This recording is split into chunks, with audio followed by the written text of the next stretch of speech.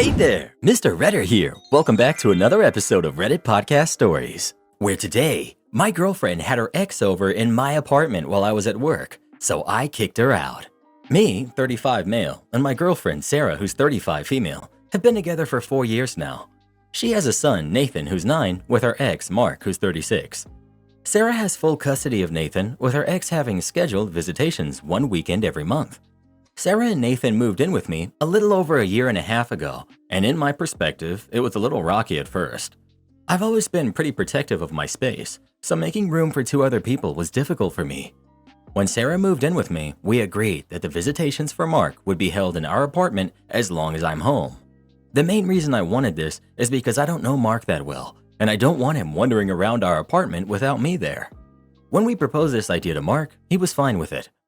Now moving on to the real issue. 3 weeks ago marked 4 months since Mark's last visit, so I had asked Sarah when he was planning on visiting Nathan. My girlfriend replied by shrugging her shoulders and telling me she'd ask. She never followed up with it. So a few days ago, I asked when Mark's next visit was, and Sarah said she'd tell me when she knew. Nathan was in the living room, but had apparently overheard us and shouted something along the lines of, "Dad was here last weekend, remember?" Sarah's face immediately dropped, and when I asked what Nathan meant, she wouldn't give me a direct answer. Eventually, she ended up telling me that for the past 2 visits, Mark had been to our apartment when I was working. When I accused her of going back on our agreement, she kept telling me that this was her home too, and she could invite whoever she wanted, and that it was fine because she was here and watching. I told her that was besides the point, and she violated my trust. It blew up into a huge argument, which ended in me telling her to get out of my apartment. She packed up and left with Nathan. Last I heard, she was staying with her parents. I've gotten several messages from both Sarah and her parents calling me the jerk for kicking Sarah and Nathan out of their home for something so small. She's even been blasting me on Instagram and Facebook about how horrible I am to do this to her. It's got me thinking I might be the jerk, but I'm not entirely sure yet. Am I the jerk? Everyone sucks here. This is such a weird and controlling rule to need to supervise your girlfriend's interaction with her ex.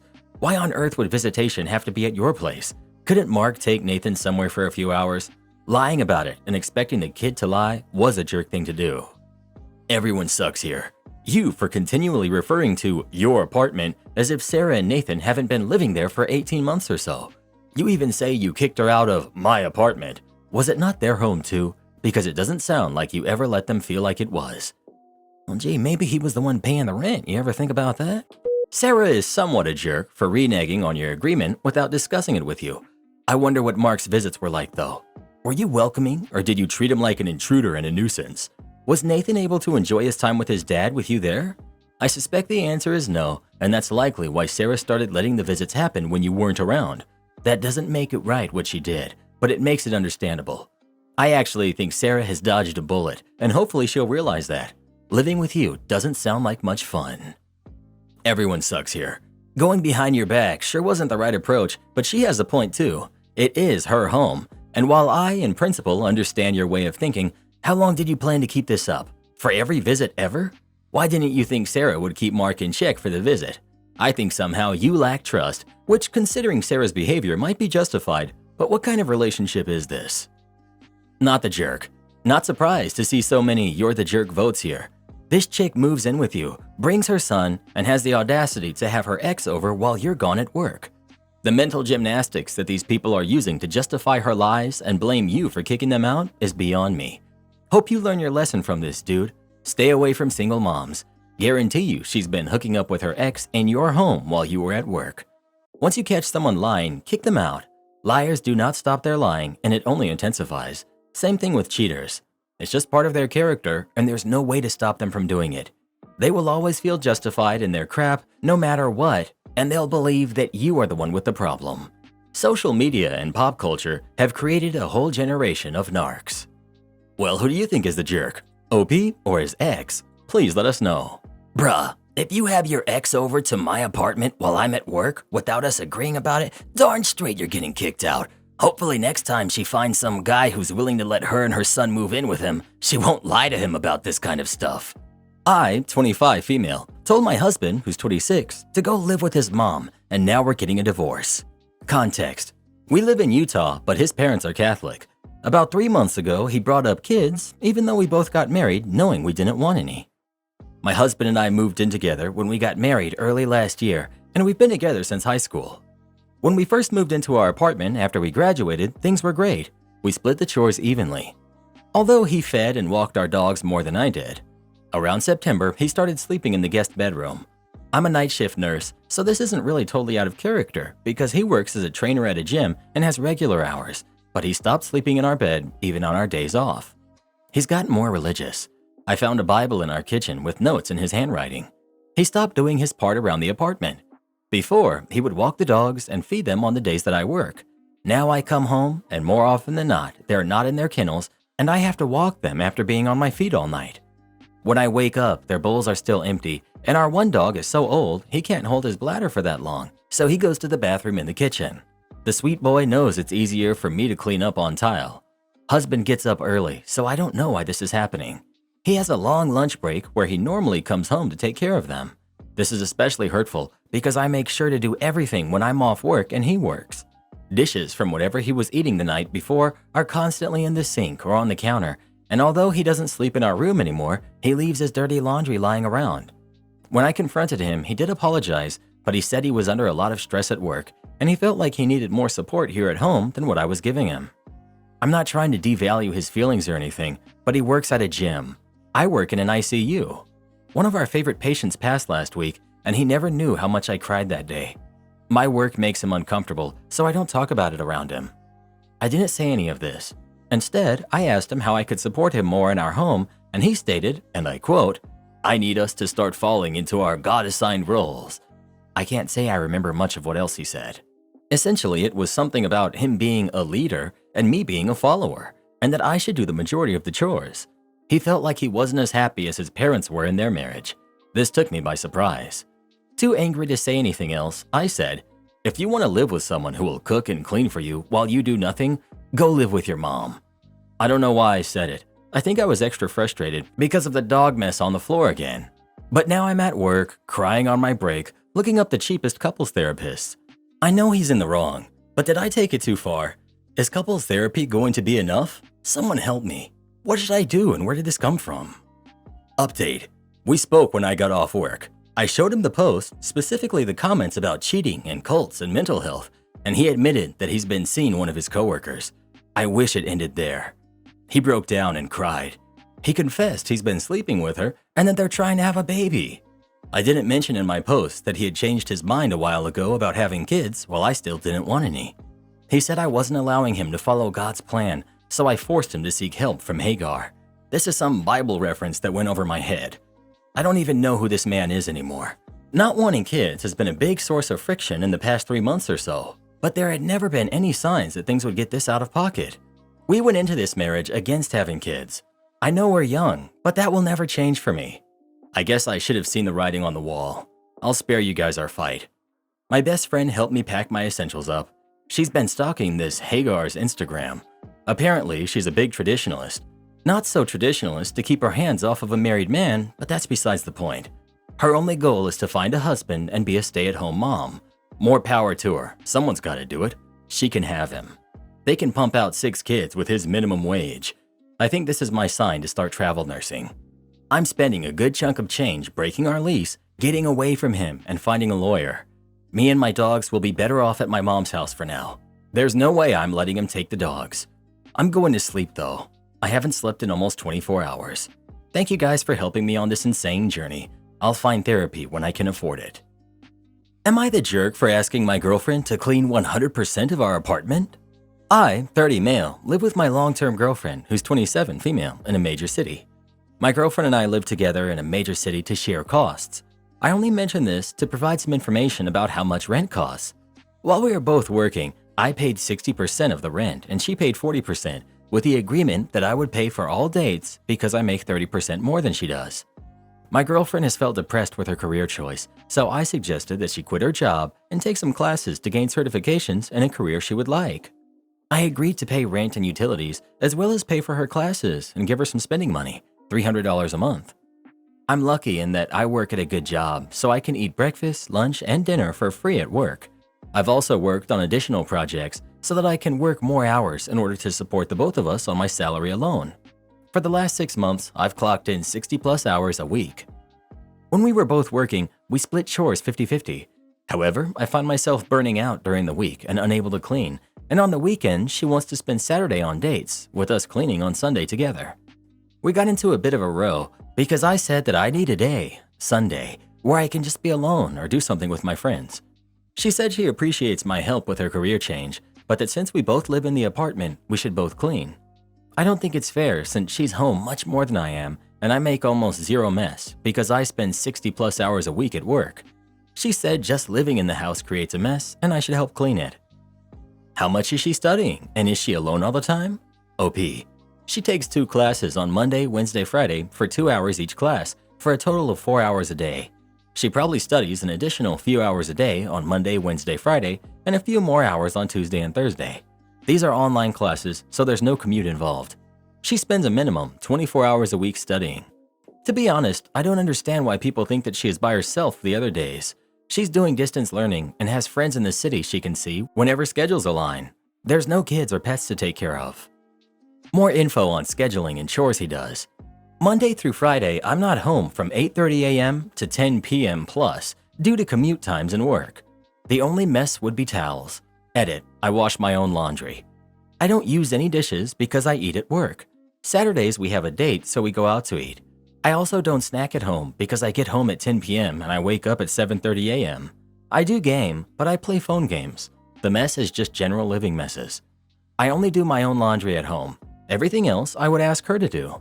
I don't refuse to do the trash, and if I'm going out, I'll take it out. But I can't make the bed because she wakes up at 10 a.m. and I wake up at 7:45 so I can leave at 8:30. What he's paying for. For pay, I pay rent, education expenses, food, mostly hers, cell phone, and I give her $300. Get a cleaner. So at the current rate of spending, a cleaner would be a bit rough. It would eat into her spending money. I'm fortunate that my food and transportation costs are covered by my work, free meals and a subway card. But without that, I don't think this situation would be feasible. She's a leech. OP. I don't think that. When we were both working, she was phenomenal at her job and her course studies are going great. I wouldn't call her a leech at all, but I am feeling some burnout and I do want her to do the cleaning. How much time are you two spending cleaning on Saturdays?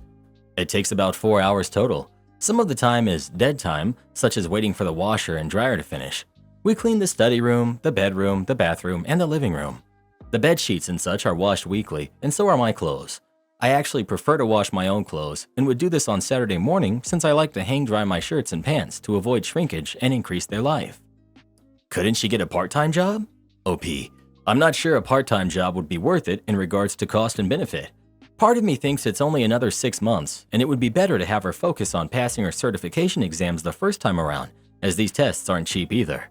She'd only work a few hours a week, but the mental toll would be much higher than just the hours worked. Commute, scheduling, maybe a bad boss or coworkers. You should have talked about this before she quit. OP. We didn't do the math properly together. Both of us didn't think I'd need to do an additional 80 hours of work a month to pay for everything. I also didn't expect to be this burnt out from working and doing the chores, so that wasn't talked about either. Update. I asked my girlfriend if we could speak before our date night. I told her that I wouldn't expect her to do 100% of the chores and that I would continue to do my laundry and do my dishes from Sunday, but I can't do the shared laundry or the other shared chores. She said that it's still not fair since we both contribute to the mess of the house just by the fact that we both live here. I then suggested that we cut down her allowance and use that money to pay for a cleaner once a week on Sunday so both of us would be free. She didn't complain about the drop in money here, but she said that her cleaning or a cleaner doing it made no real difference because she would want to stay at the house because she couldn't trust a stranger to clean unsupervised because she might steal something. Basically, I went through a few different situations, and in the end, they all resulted in the same answer by her. So I broke up.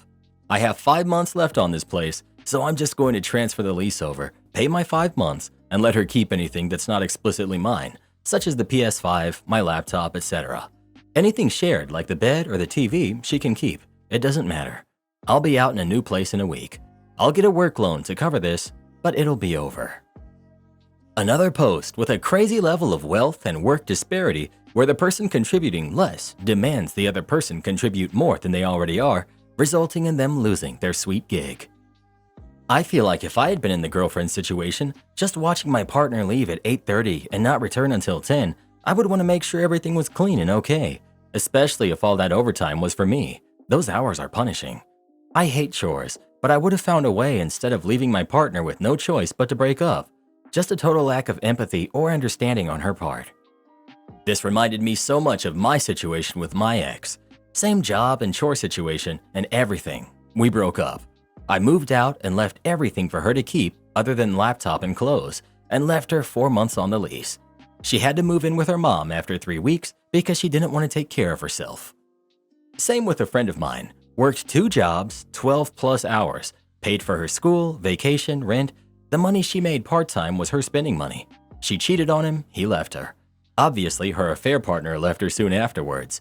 She moved back home and had the audacity to call my friend and ask for a second chance. The biggest issue I saw with this was that the girlfriend saw that the boyfriend was out there burning himself out 60 hours a week just to support her in her schooling, and she proceeded to demand a weekly date, 50-50 chore split, and thinks it's okay. That's absolutely not how a relationship should work. One partner should not be sitting on their butt while the other is working this much. She couldn't even work a part-time job. I'd sooner walk off into the sea out of sheer shame and dishonor than doing that to my partner. My wife served me divorce after we returned from a family vacation.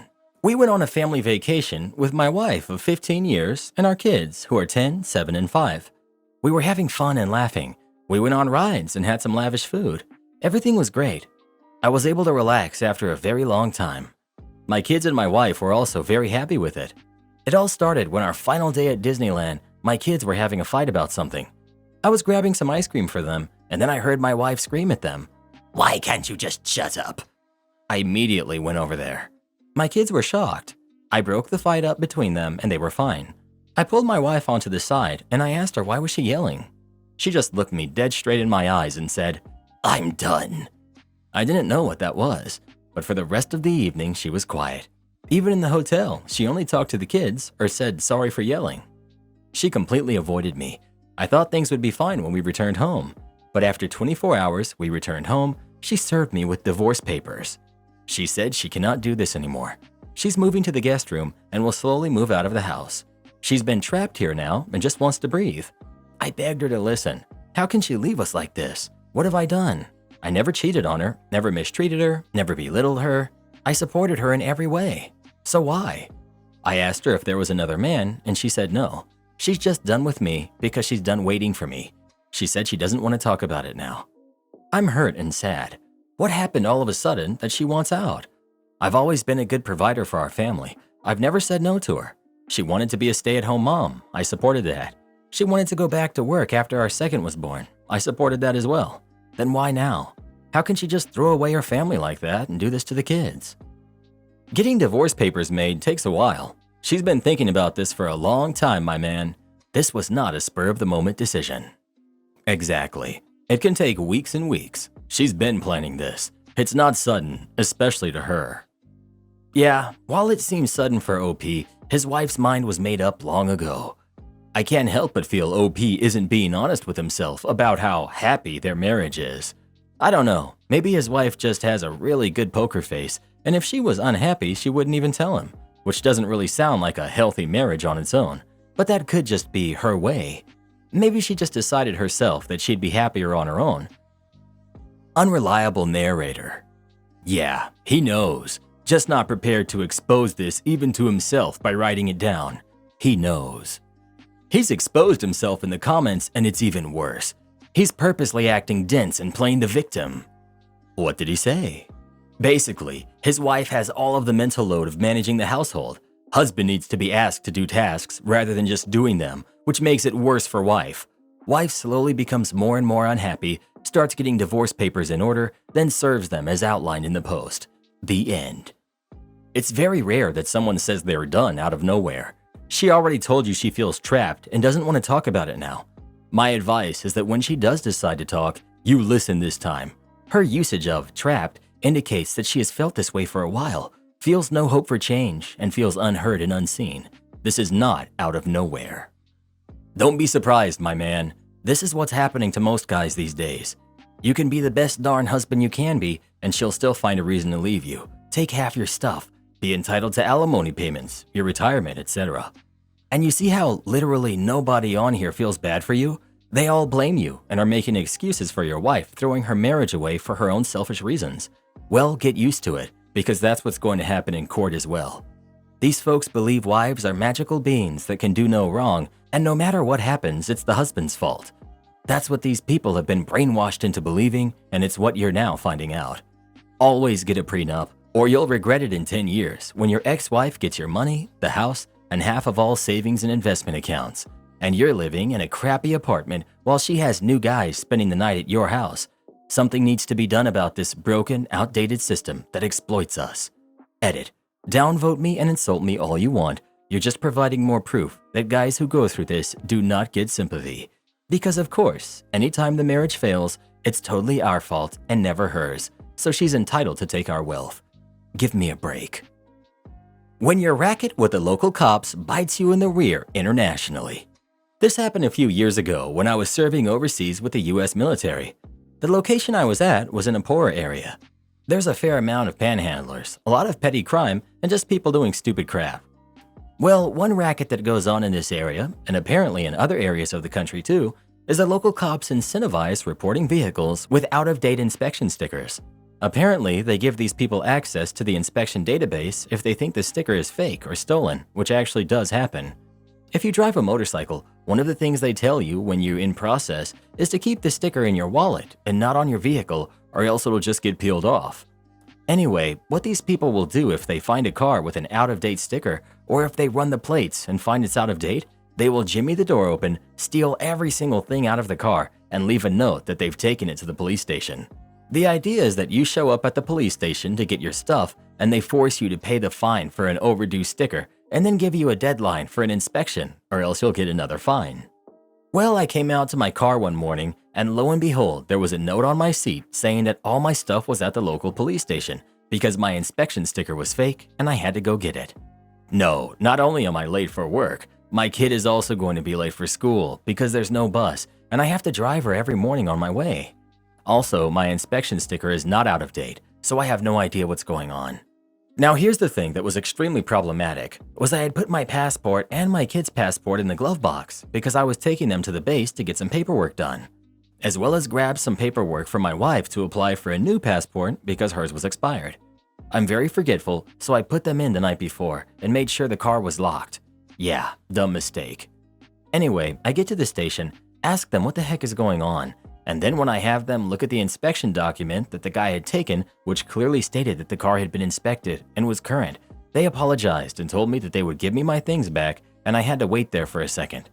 I asked to file a police report for theft, but they looked at me like I had 3 heads and told me nothing was stolen, even though somebody broke into my car and took my things. This is when a light bulb went off in my head, and this might fall into unethical category. The guy had taken 2 official US passports, which might be a problem, but probably nothing would come of it since they were turned right into the police. However, I asked him where my wife's passport was, even though hers had never been in the car to begin with.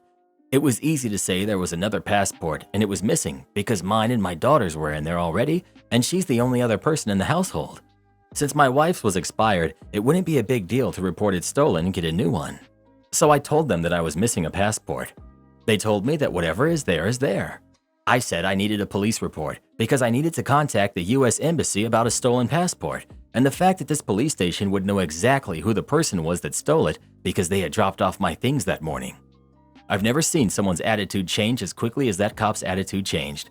He tried to talk me out of filing a police report, but I was pretty insistent, so I went ahead with the police report, and then I did contact the embassy and reported the passport stolen and gave them all of the information of the police station. And when I got the police report, I emailed it to them as well. Wound up getting a free passport out of all of it for my trouble. The embassy told me they were going to handle it, and from what I heard, the person who broke into my car actually got arrested and fined and was looking at additional charges because he stole foreign documents. Really would have liked to have been a fly on the wall when one of the local cops rolled into wherever he was and told him to come with him. I don't feel bad at all. Hopefully dude learned his lesson, and I did not have any further issues the rest of my time there. Am I the jerk for giving a fake name at Starbucks? I, 22 male, think this whole thing is ridiculous, but my girlfriend, who's 21, is really angry at me, so here we go. I don't like giving my real name at places like Starbucks and similar stores where they shout out your name when the order's ready. I can't tell you why. I have a normal, reasonably common name, and I feel fine enough, but for some reason it majorly creeps me out when a barista shouts my name through a room full of strangers. I guess it's just some, at least to me, harmless quirk that I have. So whenever I'm at a store where they want your name, I say it's Tom. That's literally the name I use. Nothing inappropriate or outlandish, just plain Tom. I know I am meant when they call it, as I always use the same one, so there's no confusion or anything. They yell, Tom, and I get my drink or food, and it's never been a problem until now. A couple days ago, I was at Starbucks with my new girlfriend and ordered our drinks while she sat down. I gave them my fake name as always, and when our order was ready and they shouted Tom, I went and got it. My girlfriend was a bit confused and asked me if I went and got someone else's order, which is fair enough. So I explained the thing to her and thought that that was the end of it, but she got really angry. She says it's really disrespectful to lie like that, and that I'm making everybody in the store out to be creeps who will do something bad if they know my name, which is not at all what's happening. I just don't like when they yell my real name, so I found a harmless way to get around that. But she can't see it like that. She thinks I'm a pathological liar who is way too suspicious of everyone, and I need to stop. I really can't see the problem she has. It's really not that deep. I don't think I'm hurting anyone, or am I? So yeah, I'm really confused by her reaction and asking myself if I'm the jerk. After all, for some reason I can't comprehend. So Reddit, am I the jerk for giving a fake name? I guess you're not the jerk. I don't think it's disrespectful. None of the Starbucks employees will know or care if you use a fake name. But it's definitely weird that you think it matters in any way if a handful of random strangers hear a first name with no confirmation that it's actually your name. OP. Yeah, I know it's weird. I don't even think it matters, like logically, I know no one will even remember the name, but it just feels creepy to me, you know? You're fine. People should mind their own business. You can call yourself exactly what you want to. I do the same thing. I have a common name that can sound like many other names, so the confusion just adds up. So I give a name that I can easily recognize. For your girlfriend to get so worked up over this is a bit much. Good thing is that she's a new girlfriend, and you haven't invested too much time in the relationship. If she nitpicks about everything so much, perhaps you two aren't a good fit. Not the jerk. I'm wondering if she's the type to psychoanalyze everyone, but doesn't know how. Maybe she can make a Reddit account and help us out around here instead. Not the jerk. I used to work at one of those places that ask for names. A few of the older regulars whose names I did know absolutely did not want their real names punched into the system because they were suspicious of the system, and I actually enjoyed coming up with goofy fake names for them. They loved it. I wasn't upset. Most of those people working there don't know you. They don't care. They are there to do their job. And honestly, they probably think having to ask for names is silly and just another dumb rule corporate is pushing on them. Karen Squatter moves into my house while I'm gone. Now she's in jail. Santa Monica, California. I'm the owner of a 2-story house.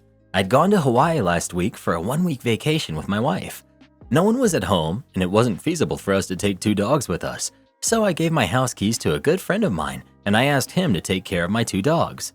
This would involve feeding them, changing water, and taking them out to walk 1 hour a day. So his girlfriend was in town, and she had no place to stay. He lives in a 1-bedroom condo with 2 other roommates. So he messaged me and asked if I would allow his girlfriend to stay at my home for just 1 night. I agreed, as it was just a matter of 1 night. Now, yesterday I came back and found out his girlfriend had made dwelling in my upper floor of my house. She's been staying here for 4 days. I asked her to leave immediately, but she and my friend are insisting to let her stay 1 more week because she's in search of a job in LA. I called the police. They came and said this would be a civil matter and I have to go through the eviction process. So I'm here with an unwanted stranger in my upper floor, a jerk friend who broke promises, and my upset wife. What to do, guys? Can I change locks and throw her stuff out when she's away? Cut the electricity to the upper floor? Update. So after reading all of the advice here and carefully discussing it with my cousin, we made a nasty plan.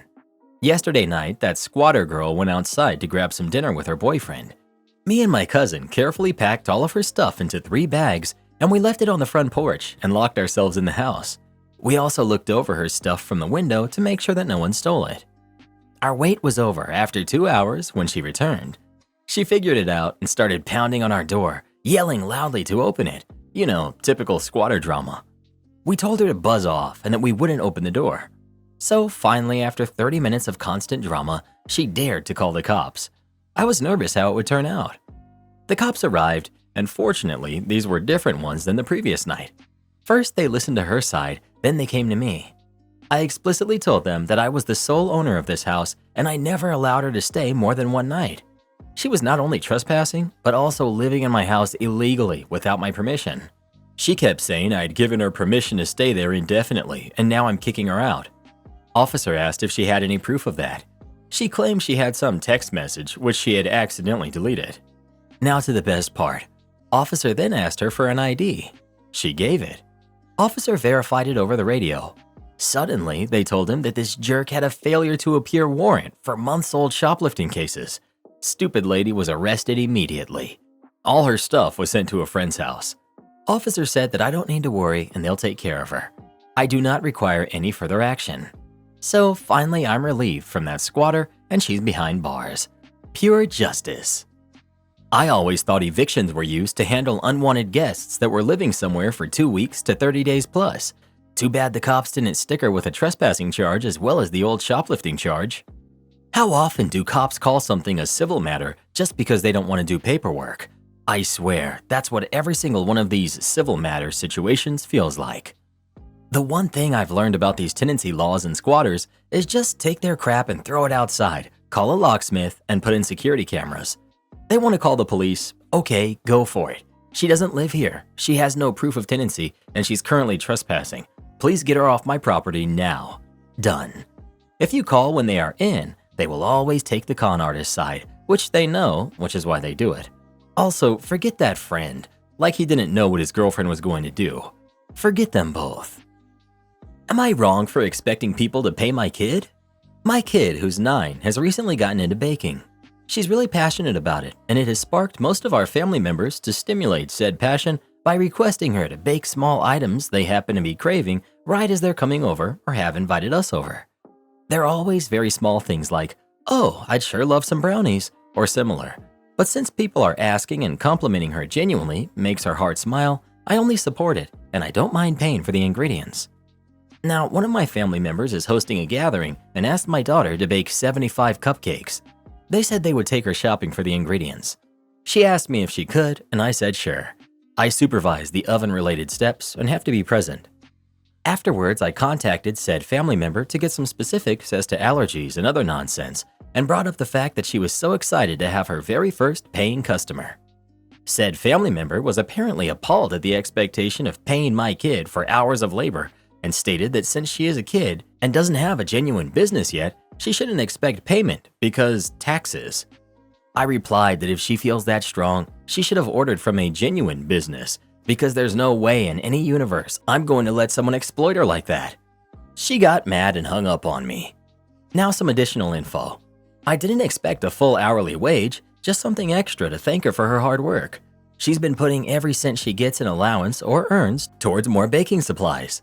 I expect she would have done the same with this money, but that's entirely up to her.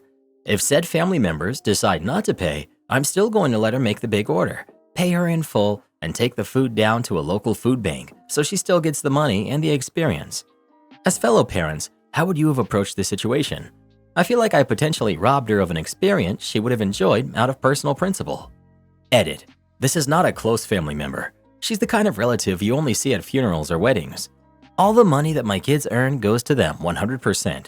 Yes, I do pay them for the chores they do. No, I'm not trying to turn my daughter's hobby into a business. I'm only supporting and teaching her wherever she takes it. I do not feel any kind of strong emotion towards said relative. I don't dislike her at all, and we aren't American. Does your kid enjoy being with this relative? Sounds like it could have been just a fun afternoon activity with someone special while you're turning this person into a paying customer.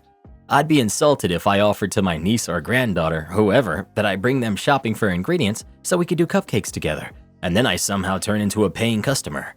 As for the exact count of 75, anytime I'm cooking with kids, I do so with the full understanding that I'll end up doing 92% of the work anyway. OP. She sees this person twice a year and has no relationship with her. 2. She promoted herself to customer, as according to my daughter, she said, "How would you like your very first customer?" 3. She would be baking them from home and I would be driving them to the event. The relative would not be involved.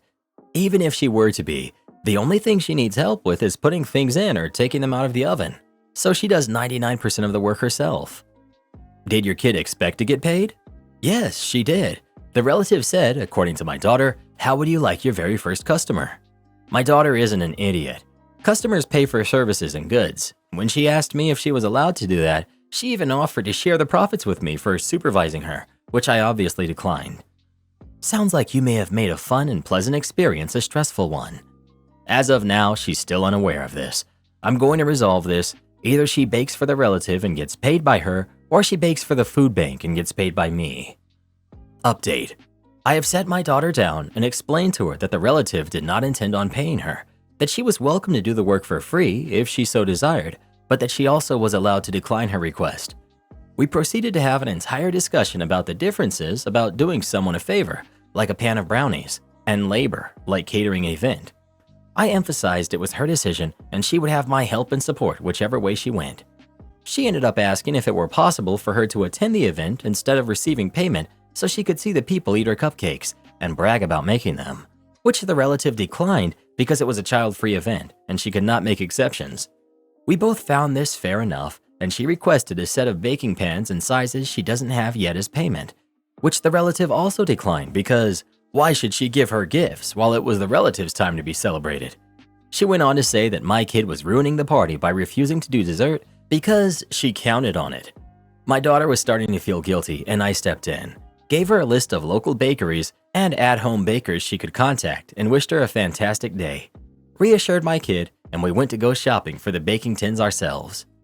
About 2 hours later, the relative, undoubtedly having contacted bakers and bakeries, called and offered my daughter a gift card for a local shop that sells all kinds of cooking and baking supplies.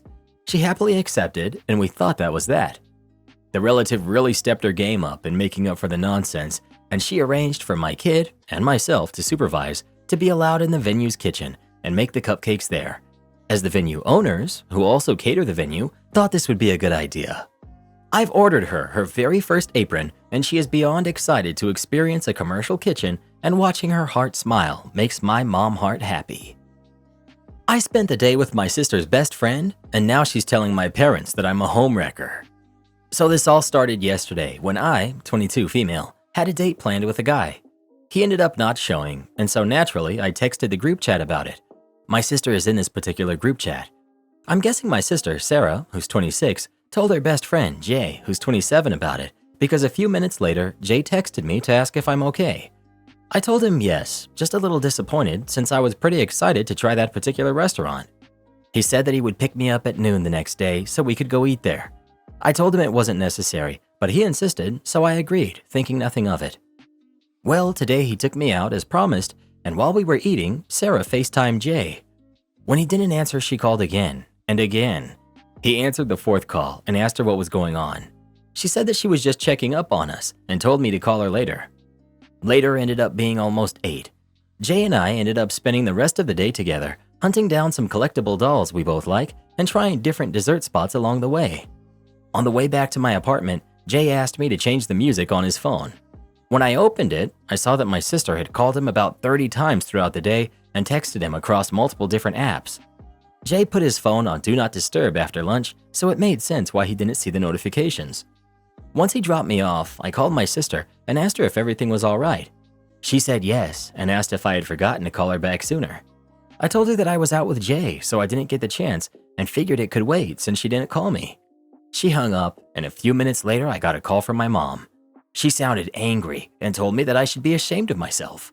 I said sure, but why today? According to my mom, Sarah called her in tears, saying that she had caught Jay and I hooking up at their apartment. I was so confused. I told my mom that I did not, in fact, do this, and that I didn't even know they lived together. I asked her to give me a minute, and I called Jay, but he didn't answer. So now I'm here laying on my floor, wondering what's going on, and putting off another conversation with my mom. Update. I wanted to clear up some confusion. On my original post, when my mom told me that Sarah and Jay shared an apartment, I said I didn't even know they lived together. Those were my verbatim words to her because last I knew, Sarah had a roommate and Jay lived alone. I was right, that's still the case. I wasn't clear about that. I'm bad at expressing myself sometimes. Another thing was people were wondering how Jay found out about my date, or lack thereof. And according to him, he was hanging out with a few of his friends, including my sister, and she told him about it in a joking way. Another thing is that some people are asking why I went out with Jay if I knew my sister liked him. I didn't know.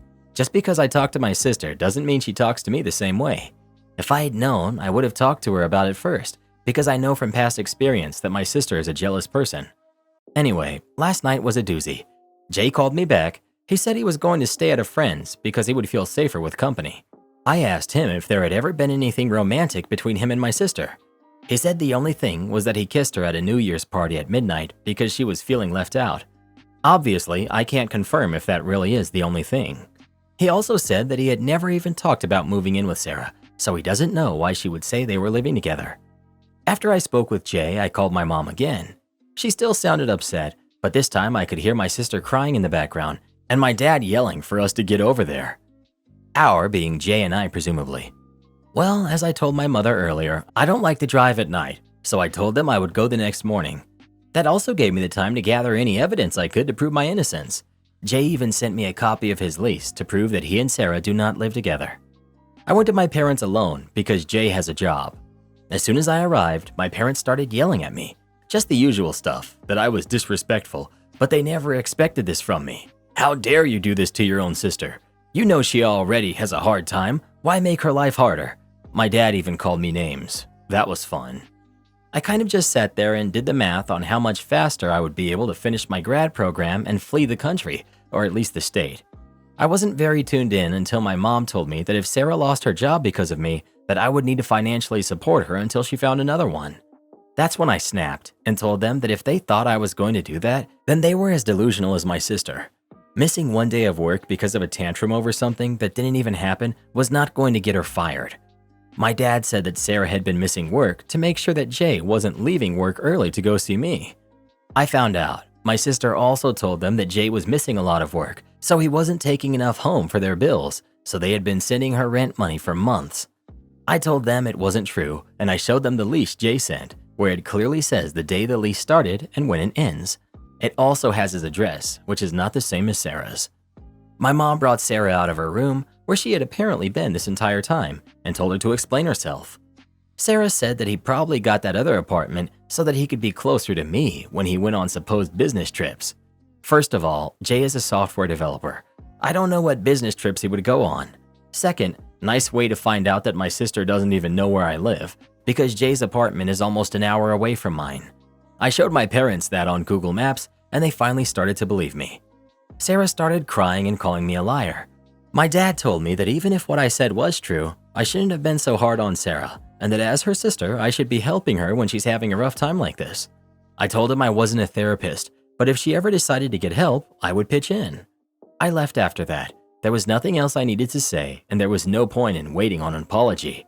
My dad looked uncomfortable, and my mom was too busy consoling my sister to notice me leaving. I haven't talked to them after that. Sorry if you were expecting a fun update where I somehow got revenge on my sister or something crazy and petty. If you have questions, I'll answer them. Thanks for caring, though. Am I the jerk for not taking in my in-laws and not helping them with medical bills? I, 24 male, do pretty well for myself, have my own place, a stable and boring job that doesn't require much of my attention, and pays well while I work from home. Have plenty of hobbies, buy nice clothes. Just in general, I have a pretty comfortable life. My fiance, who's 26, moved in when we got engaged about 2 years ago. Important context is that everything is in my name, and she doesn't pay rent, only bills specific to her, like buying the things she likes to eat with her own money, and helps with some of the utility bills. About 10 months back, my father-in-law, who's 56, was diagnosed with a pretty curable case of lung cancer, since he had an early-ish diagnosis. But my in-laws don't have the best financial condition, and these months of medical bills and other expenses might see them homeless and father-in-law without money to stay on his treatment.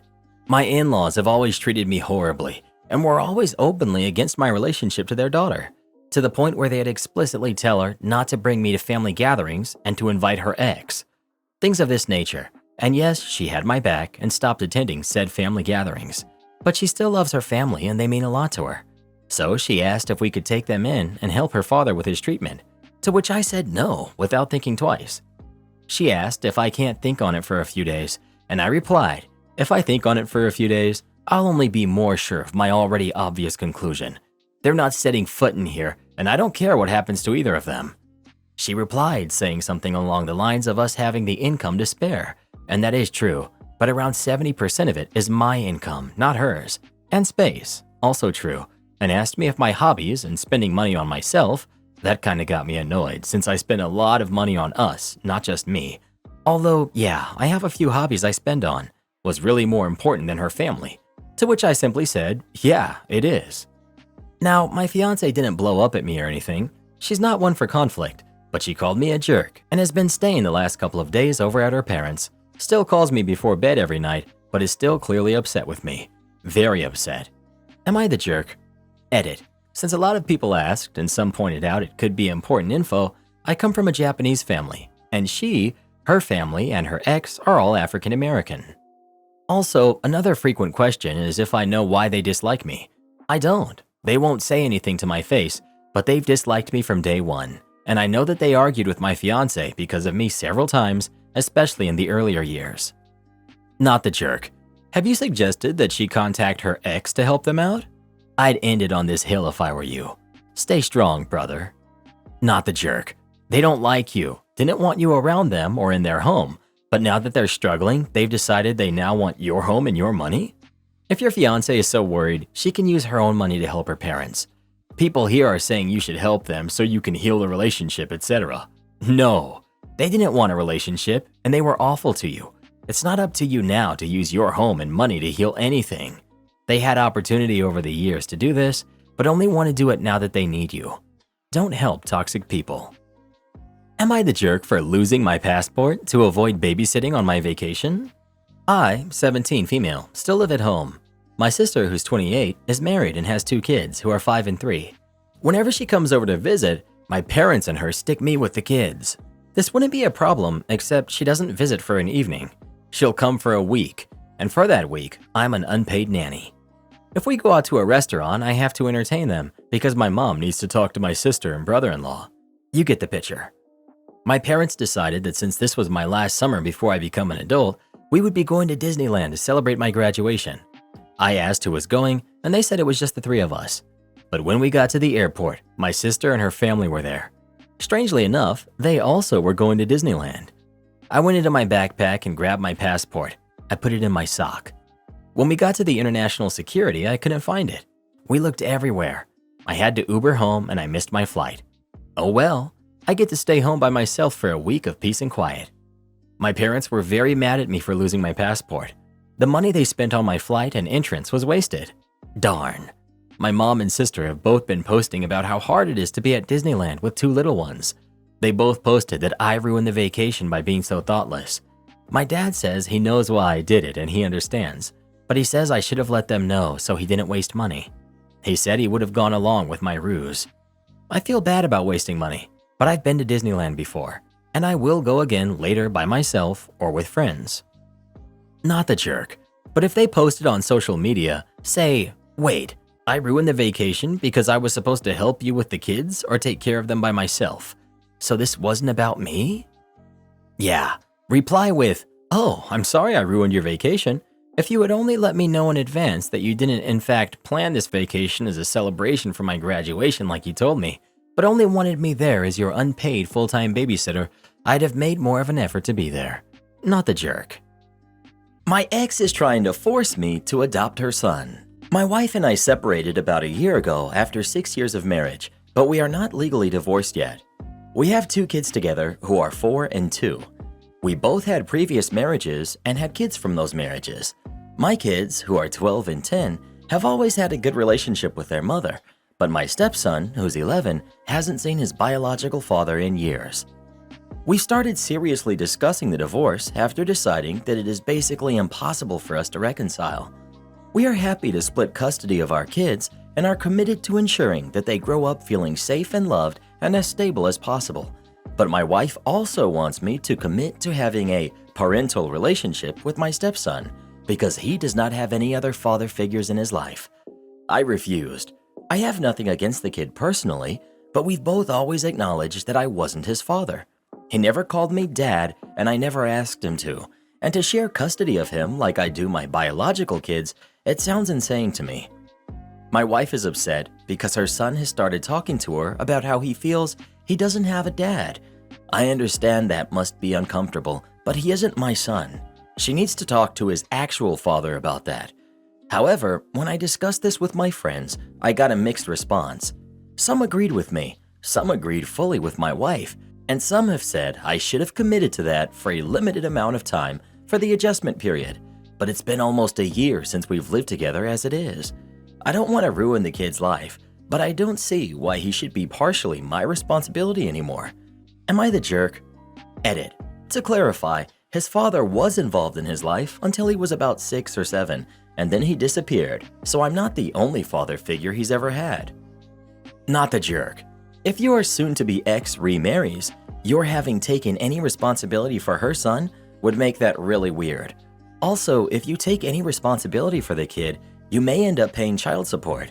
So sad for the kid, but she would do better to get him involved with big brothers. I don't know. If he's not your son, I get it. But at 11 years old, after 6 years of marriage and 1 of separation, you're realistically the only father figure this kid has ever had. I'm going to say not the jerk because you really aren't obligated to do anything, and it would be a burden for you to accept joint custody. But you've got a chance here to maybe have an ongoing positive influence in this kid's life. Don't pass that up without thinking long and hard about it. Info. Is she expecting child support for your stepson? Or just you still being in his life since you really are the only father figure he knows? I don't think you're the jerk necessarily, but this is a really crappy situation for your stepson, and I imagine could cause some issues between him and his siblings. Also, the kid is 11. Have you considered what he wants? Has anyone asked him? Boomer pushed to the edge over 60 cents. The scene. It's a local McDonald's in the summer of 2020. Lockdown is raging, and I'm a young shift manager handing drinks out the drive-thru window. An old man pulls up, and I hand him his cappuccino. Boomer. I didn't order a hot beverage. Me. Yes, you did, sir. This is a cappuccino, unless you wanted the iced coffee frap. Boomer. Yeah, one of those iced cappuccino things. Me. That's Tim Hortons. There's one right across the street if you'd like. Okay, take this warm crab back and give me my money. Me. Unfortunately, I can't take anything back into the restaurant because of the lockdown. I can still refund you though. No, I don't want it. Take it back. Me. Once you've touched it, I can't, sir. I'm sorry. Boomer proceeds to mutter about whatever and peels off. I see him pull around, get out of his car. I find a coworker to cover me while I head over to the front counter. I know this guy is upset, and I'm ready to make his day even harder. He storms in. Give me one of those iced frappuccino things. I don't want this. Me. Sir, I still can't take it back, but there's garbage all around you. He takes a step back, removes the lid, and lifts the cup as if to pour it onto the floor. Fine, I'll pour it all over the floor then. Me. No, you won't. A standoff ensues. I ring up an iced coffee frap and see that his refund is about 60 cents short of the frap. Normally, I would waive that without a second thought for customer satisfaction. It's McDonald's, 60 cents doesn't mean anything to them. But when you threaten to pour your drink out like a kid, you lose that generosity. Me. Look, would you like the frap? I have your refund right here and I can put it toward the frap. Fine. He then proceeds to throw his cappuccino out. Me. Unfortunately, sir, the frap is 60 cents more expensive than what you paid for it. I'm gonna need you to pay the difference because the cappuccino was an honest mistake on our end, considering what you thought you were ordering. What? I don't say anything. He proceeds to yell every word in the book at me while I stare him down unchanged. At this point, I had handled him start to finish. My senior manager jumped in once Boomer yelled loud enough for the whole restaurant to hear and kicked him out without a second thought. The Boomer left without his refund, cappuccino, or frap. It was a good day. Edit. For my non-Canadian friends, the gentleman wanted an iced cap, which is a very distinct beverage from Tim Hortons. The iced frap, or any other variation of iced cappuccino, was not what he was looking for. His day would have been fine if he had taken his money out the window and drove across the street to Tim's. Am I the jerk for calling my girlfriend spoiled after she said she felt like a Neanderthal showering with a bucket? My girlfriend and I are currently in vacation in Croatia. We booked a small villa from Airbnb in which we have been staying this last week. 3 days ago, the water heater stopped working, so we called the owner. A few hours later, he brought a plumber with him. After some investigation, he told us the issue will take a week or more to solve because the plumber told him that the heater was old and needed replacing, so he needs to shop for a new one and then it needs to be installed in a new location. He told us he was going to refund the amount we paid for that day, plus the remaining days of our booking, and if we wanted to stay despite the lack of hot water, he was going to give us a much cheaper rate, 40% off. We were having a great time and enjoying our stay because the villa was nice and the view of the beach was incredible and looked 10 times better than the heavily edited pictures you see on the internet. Not to mention, it was a good deal, especially with the newer rate, so we decided to stay after I told my girlfriend that we could just shower using a bucket. Something to note, my girlfriend has never showered that way. She's American, but still I assume that many people from the US would have at least heard about it despite never trying it. Growing up, I exclusively showered that way at home until we could afford a heater and its monthly costs. The only showers I took at home before were with cold water. She was surprised to hear it and thought I was joking at first. The following day, I gave her some tips, and after she was done, I asked her how it went. She said it was more of a chore than a shower. Last evening, she went to take a shower again before getting ready to leave for dinner. After she was done, she started complaining nonstop about showering with a bucket, saying it was very primitive and couldn't believe that some people really did it this way because she felt like a Neanderthal the whole time. I didn't like her comment because it was disrespectful. She apologized, saying her comment wasn't directed towards me, but more towards the people that still shower this way. I told her that her clarification makes her comment 100 times worse because it was insulting to a lot of people. She replied that she didn't know what I wanted her to say because she had already apologized to me and asked if I just was looking for a reason to argue. I told her that the last thing I want to do is argue with a spoiled kid and went downstairs. I waited for her while downstairs and she got ready. When she came downstairs, she informed me that she'll be going to the restaurant alone because she didn't want to embarrass me in case she started acting like a spoiled kid. I tried apologizing for my comment, but she just ignored me and left. It's 3:30 now, and she just came back half an hour ago. I tried talking to her again, but she told me she was tired and just wanted to go to sleep. Edit. Someone told me to add my response to this post. It was a suggestion that she agreed with because we both didn't want to leave the villa because of what I mentioned in the post, and since most of the houses by the beach side were booked and the ones we found available were way too expensive for us to afford. We discussed showering at the public showers by the beach, but they only had cold water, and the fact that they were public, the closest gym was 25 minutes away, so it wasn't viable to waste approximately an hour each day to shower unless we planned our days around it because we don't visit the downtown every day. We both decided to stay after I suggested we could shower with hot water using a bucket. It's not like I'm forcing her to stay or shower with a bucket. We could just find another place to stay at for the remainder of our vacation, even if it's not as nice as the villa. Not the jerk. She was acting like a spoiled kid. She doesn't even realize what a privilege it is to be able to complain about that sort of thing. Lol, it's a fair thing to complain about. I'll agree that for those who are not used to it and did not expect it, it is a fair thing to complain about within reason. Continuing to go on and on about it and then be ignorantly insulting to those who do it out of necessity is not at all within reason, especially considering the person she was there with literally had to do that due to necessity. Everyone sucks here. Her comments were insensitive, but your response was deliberately insulting. Edit. You can all stop lecturing me in the replies. I'm not excusing her comments. She definitely needs to learn to examine her privilege and adjust the way she thinks and speaks. Still doesn't mean her boyfriend gets a free pass for calling her a spoiled kid. Insults don't really promote a teachable moment. Everyone sucks here. I'm American and have never showered with a bucket or ever really heard of people showering that way. It's like one of those abstract things you probably know if you used common sense, but yes, because we're privileged, we don't think about it.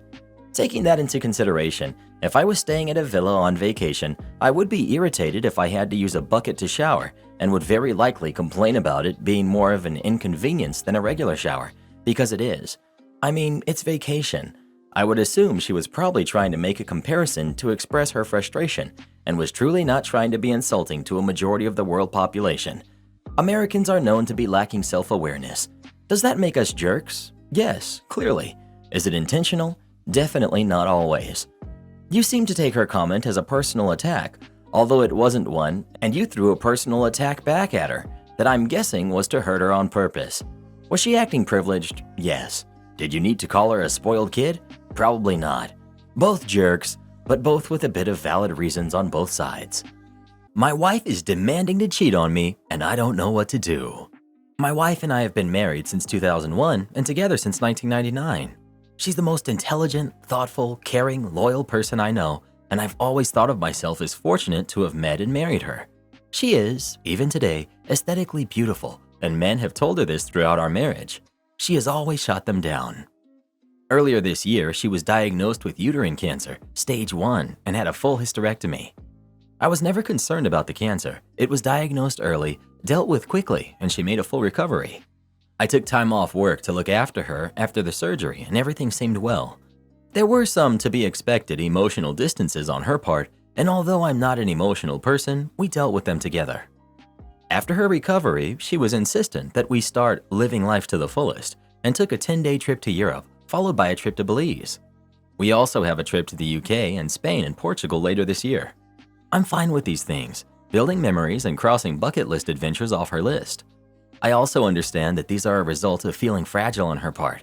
She also took up yoga, swimming, and healthy cooking classes. I was fully on board until last week. Last week, she came home from work and told me she wanted a hall pass, a one-time opportunity to hook up with someone else besides me. She said that since her cancer diagnosis, her outlook on life has changed, and she doesn't want to be handcuffed from doing things she wants to do. She explained that there's this guy at work that she has always had some attraction to.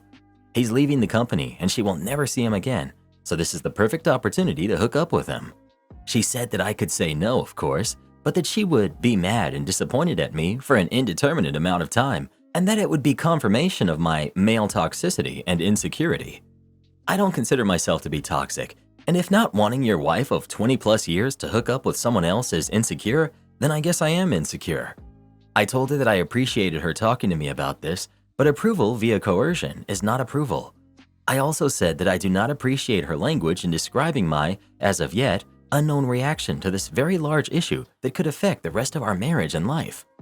I got up in the morning, and she basically said that she was sorry for putting such a large decision solely on my shoulders, and that to help, she was taking the decision away from me. She booked a hotel near where her coworkers are having a party and send-off for this guy, and she would spend the night there, with him, and hoped that I would be here when she got back. That she would answer any questions I have about the night after it happened, but not before. She will not tell me who he is or anything about him, because she knows me too well, and that I will dwell and obsess over him. And that would make it too real for me, which is pretty accurate. Her point of view is that the less I know, the better, which contradicts the offer to tell me anything I want to know after it happened. I know she knows I won't want to know or ask anything, or she simply will not tell me. Part of me thinks at least she has been honest with me, and she's been through a lot since finding out she had cancer, so maybe I should just let it happen. I certainly have no concept of what she went through, so I can't dismiss how this affected her mental state and outlook on life. Part of me wants to put my foot down and say this is not going to happen and deal with those consequences when they happen. Her BFF called me callous for even suggesting that I wouldn't let it happen because I have no idea what she went through.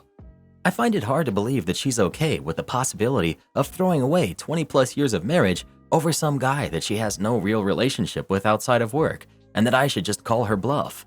Maybe she thinks similarly that I won't throw away the marriage because of one encounter. I just don't know what to do.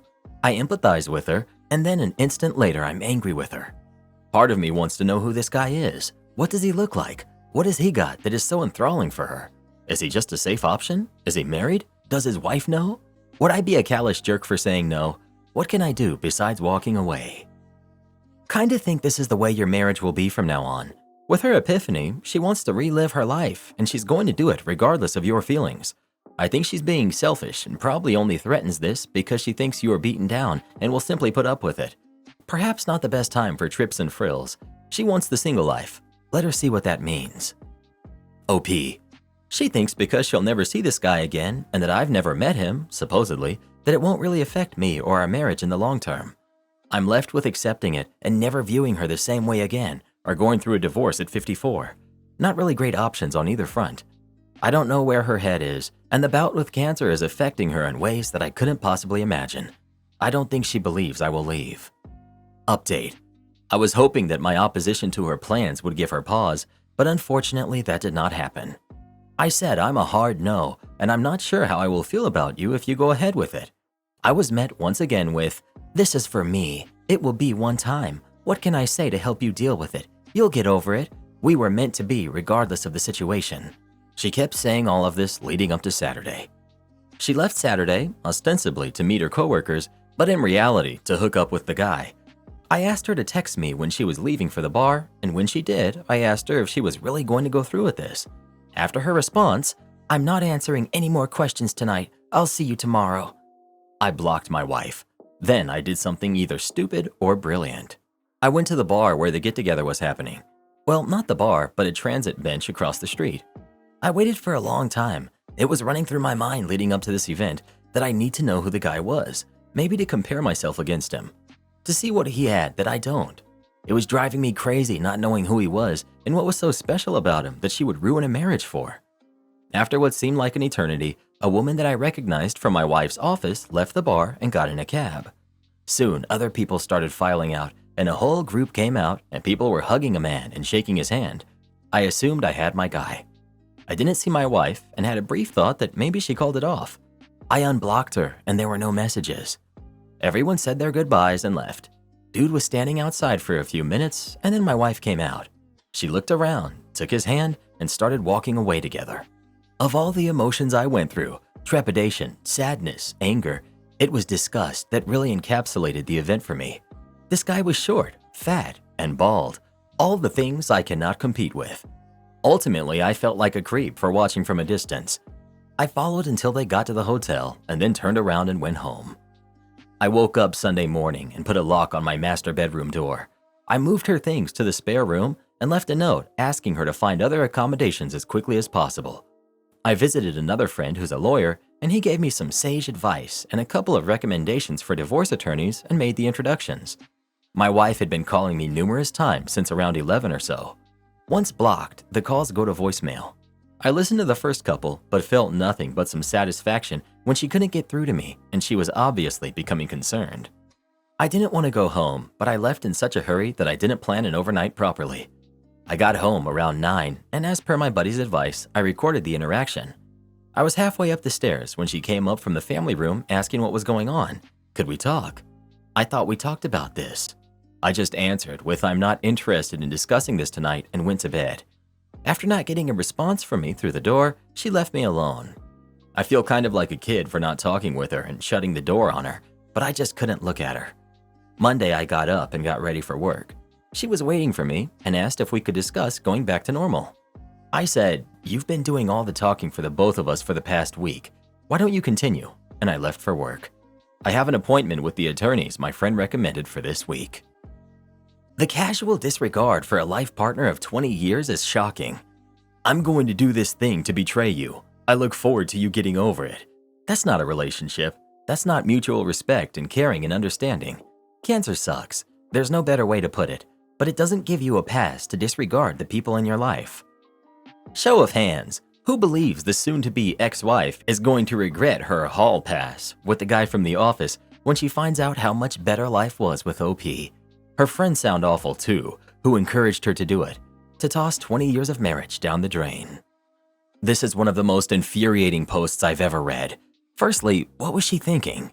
How on earth did she think a unilateral decision to cheat on her husband and go on to lecture him on how he's being toxic about it would work out? She got what she wanted. I hope she's okay with the inevitable price. I guess she thought that she had him over a barrel. Am I the jerk for telling my fiance my daughter has to be in our wedding? I, 45 male, have a daughter, Polly, from a previous relationship. I divorced my ex-wife on good terms and we share 50-50 custody of Polly. She's now 11. After I divorced my ex-wife, I met my now fiance, Sharon. Sharon and my daughter got along very well. After 5 years in my relationship with Sharon, I proposed. Sharon was super excited and wanted to start planning right away. She looked at venues and started asking her friends to be her bridesmaids. She then told me she wanted her niece to be a flower girl, which I had no problem with, but I said I also wanted Polly to be a flower girl. Sharon looked at me funny, and then she said she didn't think that Polly would fit the part. I got angry and told Sharon that my daughter would be in our wedding. Sharon started to become upset and said that the girls in the wedding were up to her and Polly wouldn't be one of them. I told Sharon that if Polly wasn't in the wedding, then there might not be a wedding. I stormed out and took Polly to get ice cream. Polly knows we're getting married and told me she thinks she will look pretty, whatever dress Sharon decides she should wear. This broke my heart and I decided to text Sharon. I told her I would be staying at a friend's to think this over. My mother-in-law texted me saying that I overreacted and that my daughter doesn't have to be in my wedding and I was a jerk for saying that I would cancel. So did I take this too far by saying I will cancel? Am I overreacting or just being a good dad? Did you propose alternatives to the flower girl position? I said I wanted her in the wedding in some shape or form. I wanted her to be part of our day and not sitting with the guests while we walked down the aisle. Fiancé said it would be best if she just sat with my parents. Many have suggested a junior bridesmaid, but my fiancé still declines. I did tell my fiancé she will be in the wedding, and if that means she has to be a groomsman, then so be it. Fiancé blew up, saying she's not a boy, and my side is only for boys. She denied my request to have a father-daughter dance with Polly, so this is why I'm rethinking the whole wedding. Sharon and I are going to talk tonight, and hopefully she will give me a full reasoning. Has Polly ever said anything about Sharon treating her poorly? Polly has never voiced any concerns about Sharon treating her badly. I've never seen anything happen between them, so this was very out of the blue.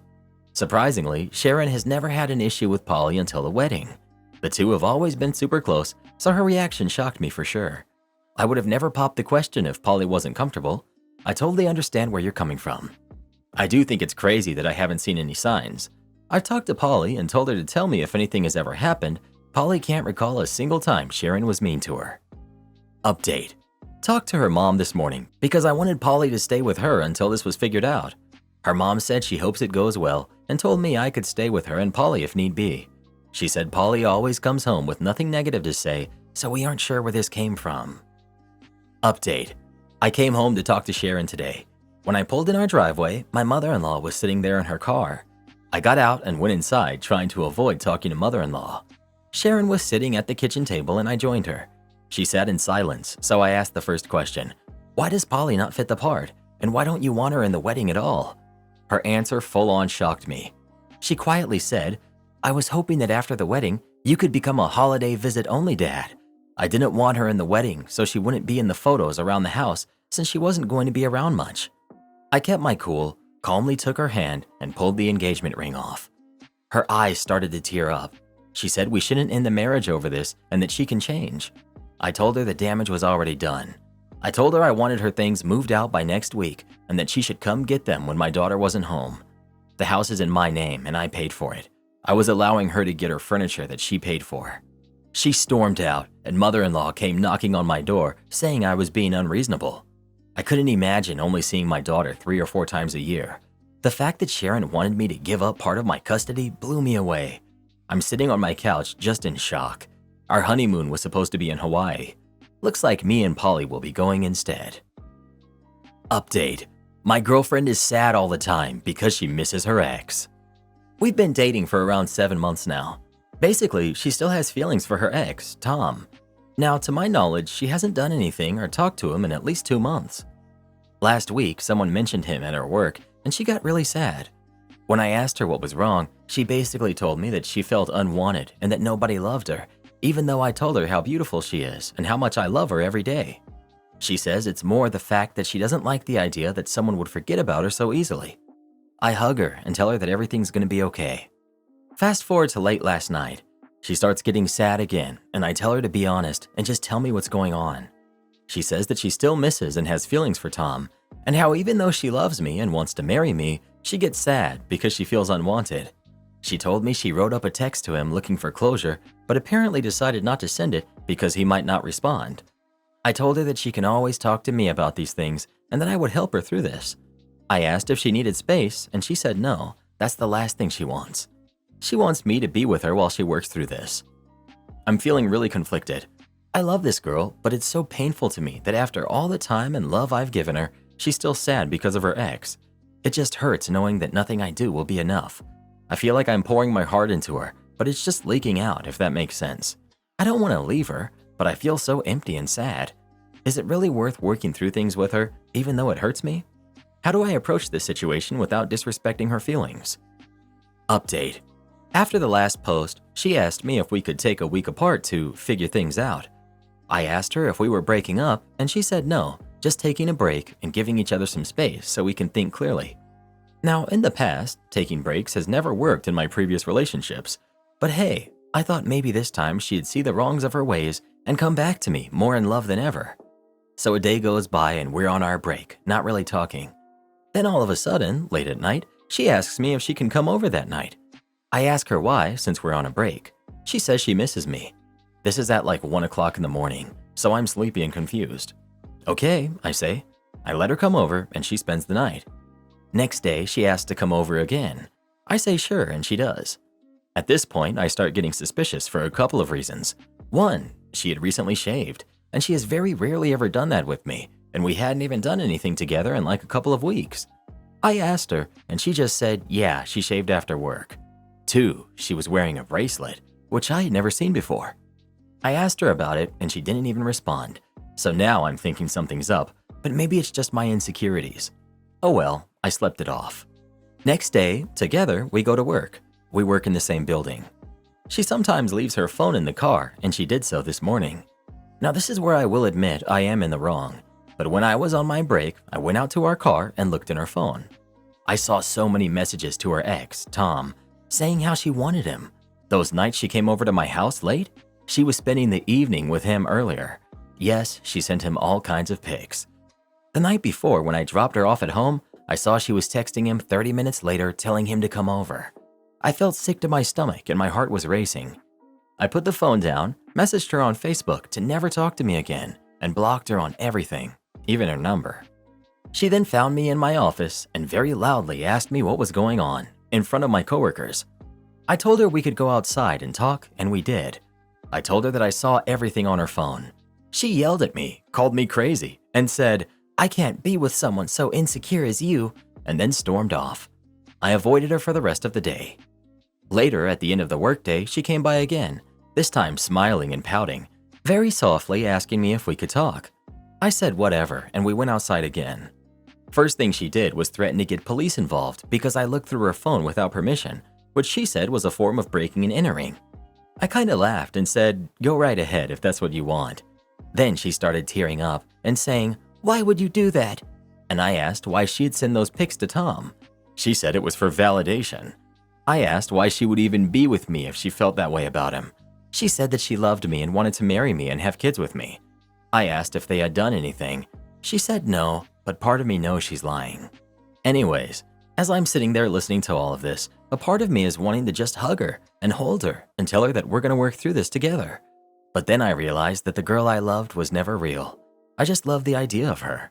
That this girl sitting in front of me with her fake tears and apologies was just going to lie again.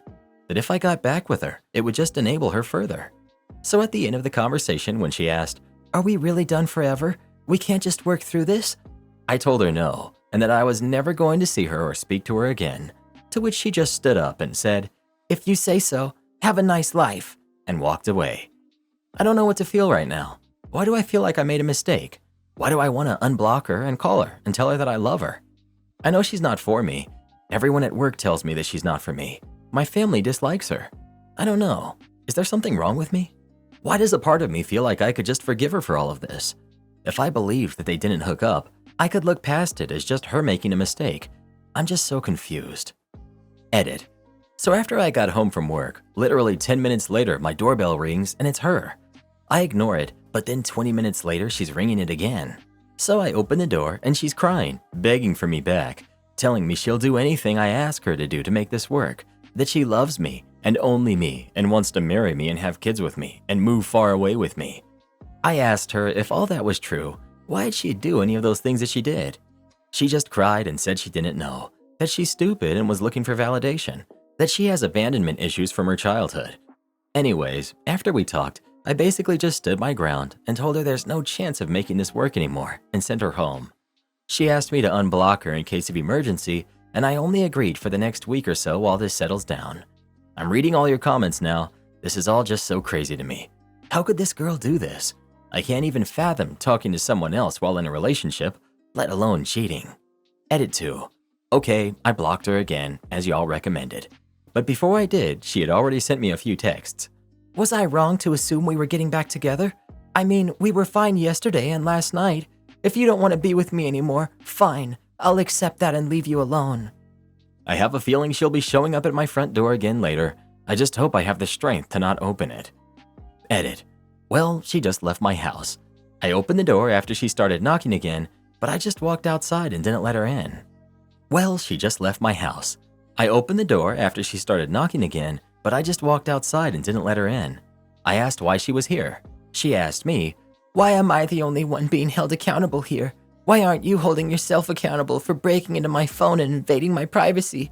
To which I just said, I fully know and accept what I did was wrong and I apologize, but that does not lessen what you did in any way.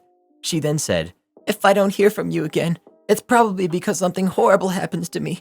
Goodbye. And then she got in her car and drove away. What exactly should I do now? Is she just bluffing so I'll call her to make sure she's all right? If, God forbid, something did happen, would it be my fault? Edit 4. This will probably be the last update for a while. Somehow she managed to message me through Instagram and sent me this. Dear OP, I hope you never give up on us. I'm trying my best to be better. Wait for me. I love you so much it hurts to think I might lose you in the long run. Is she just trying to make me feel bad about all this? Because truthfully, it's starting to get to me. I hope you had cameras when she came over during your break. Do not be alone with her again, for your own safety. Have you ever dealt with someone who treated you like this? If so, what'd you do about it? Please let us know. That girl's got more issues than Nintendo Power. I refuse to tell a customer my name. I'm a service manager at an upscale dining restaurant. Today I had an interaction with a customer that has left me spooked and confused. This young 20-something woman came in to dine with us about less than 20 minutes before closing.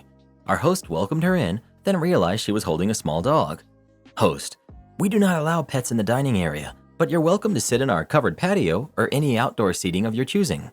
Lady, no, she's an ESA and I come here with her all the time, and all the managers let her come in and pet her. The host asks me what to do, and during that time, the lady decides to seat herself in one of our indoor booths. As I was towards the end of my 15-hour shift, I was super tired and drained and hungry, and I had no will to argue with the customer. I told her to just let her sit there. She sat and ate her meal. Her dog was bouncing all over the booths and the tabletop. Health code violation. Not at all trained, as it's a 4-month-old little poodle mix. After she finished her meal, her server brought her over the check, and she asked for a military discount, then proceeded to open a picture from her phone of her dad's military ID. Server, sorry, we offer military discount to active or retired members of the military with a valid physical ID. Lady, this is my family's ID. I use it all the time. I want to speak to your boss. I arrived at the table and reiterated what the server had said because it is in fact our restaurant policy. I hope you're not insinuating that I'm lying about my family's military status. Me, I hope there hasn't been any confusion regarding our policies on military discounts. They are only offered to members of the military when they are present. She proceeded to tell me I'm obviously new here and don't know how things work. I'm not new. In fact, I opened the restaurant and I've worked there 5 days a week since then. She said since she's walked in, we have treated her and her dog poorly and that the food was trash and the service and staff was unpleasant. I asked her what was wrong with her meal and if she had shared her concerns with the server, which she hadn't. I offered to make her a new meal to go, but she just refused and threatened to call corporate, at which point I had to chuckle because we are a privately owned business. She asked for mine and everybody's name that was working, and I refused to give her my name because to me, she seemed like a delusional lunatic, and I didn't feel comfortable with her having any of my personal information. Me refusing to share my name and my staff's made her even more upset, and she pulled out her phone and started recording us on it. I personally felt very violated and wanted to literally smack that phone out of her hand, but I need this job, so here I am venting instead. Am I the jerk? Because my manager says I should have owned up in that situation and told her my name and whoever else's that she needed. I feel like that's absurd, and enabling her disgusting behavior is none of my job. ESAs aren't allowed in restaurants, and even if it was a legit service animal, the second they start becoming a disruption, you can legally kick them out. Y'all need to grow some spines. Dogs are not allowed indoors. ESAs are not service animals. Stand up for your coworkers and other customers. Am I the jerk for refusing to stand up for my girlfriend when I felt she purposely started drama with my mother? I've been with my girlfriend for 2 years, and we're talking about getting engaged soon. I love her wholeheartedly and would choose her over my mom in a heartbeat. They don't get along at all, so it's come up plenty of times, and I think I've done a good job of siding with my girlfriend. They just flat out don't like each other, but they also seem to have some rivalry going on. My girlfriend has confided in me that she feels like she can't win. They're both guilty of being competitive, but she feels my mom has a lot of stuff over her. I, of course, don't agree, but it bothers her. My mom is really good at cooking, but her baking is just okay. She can't decorate the cakes at all, and my girlfriend recently discovered this. My mom's fiance had a birthday, and he wanted a banana cake with honey cream cheese frosting. My mom made it, and it wasn't great looking. Tasted good, though. My girlfriend made the same cake, but decorated it beautifully and decided to bring it to the party. It was a work of art, but I told her she was just trying to cause problems and I didn't want her to bring it. She decided to bring it and I didn't stop her. When we got there, my mom saw her cake and didn't look happy, but she didn't say anything. My mom's fiance just flat out refused to touch my girlfriend's cake. I think he told other guests to do the same because no one would eat it. I took a big piece and I praised it, but she was clearly upset.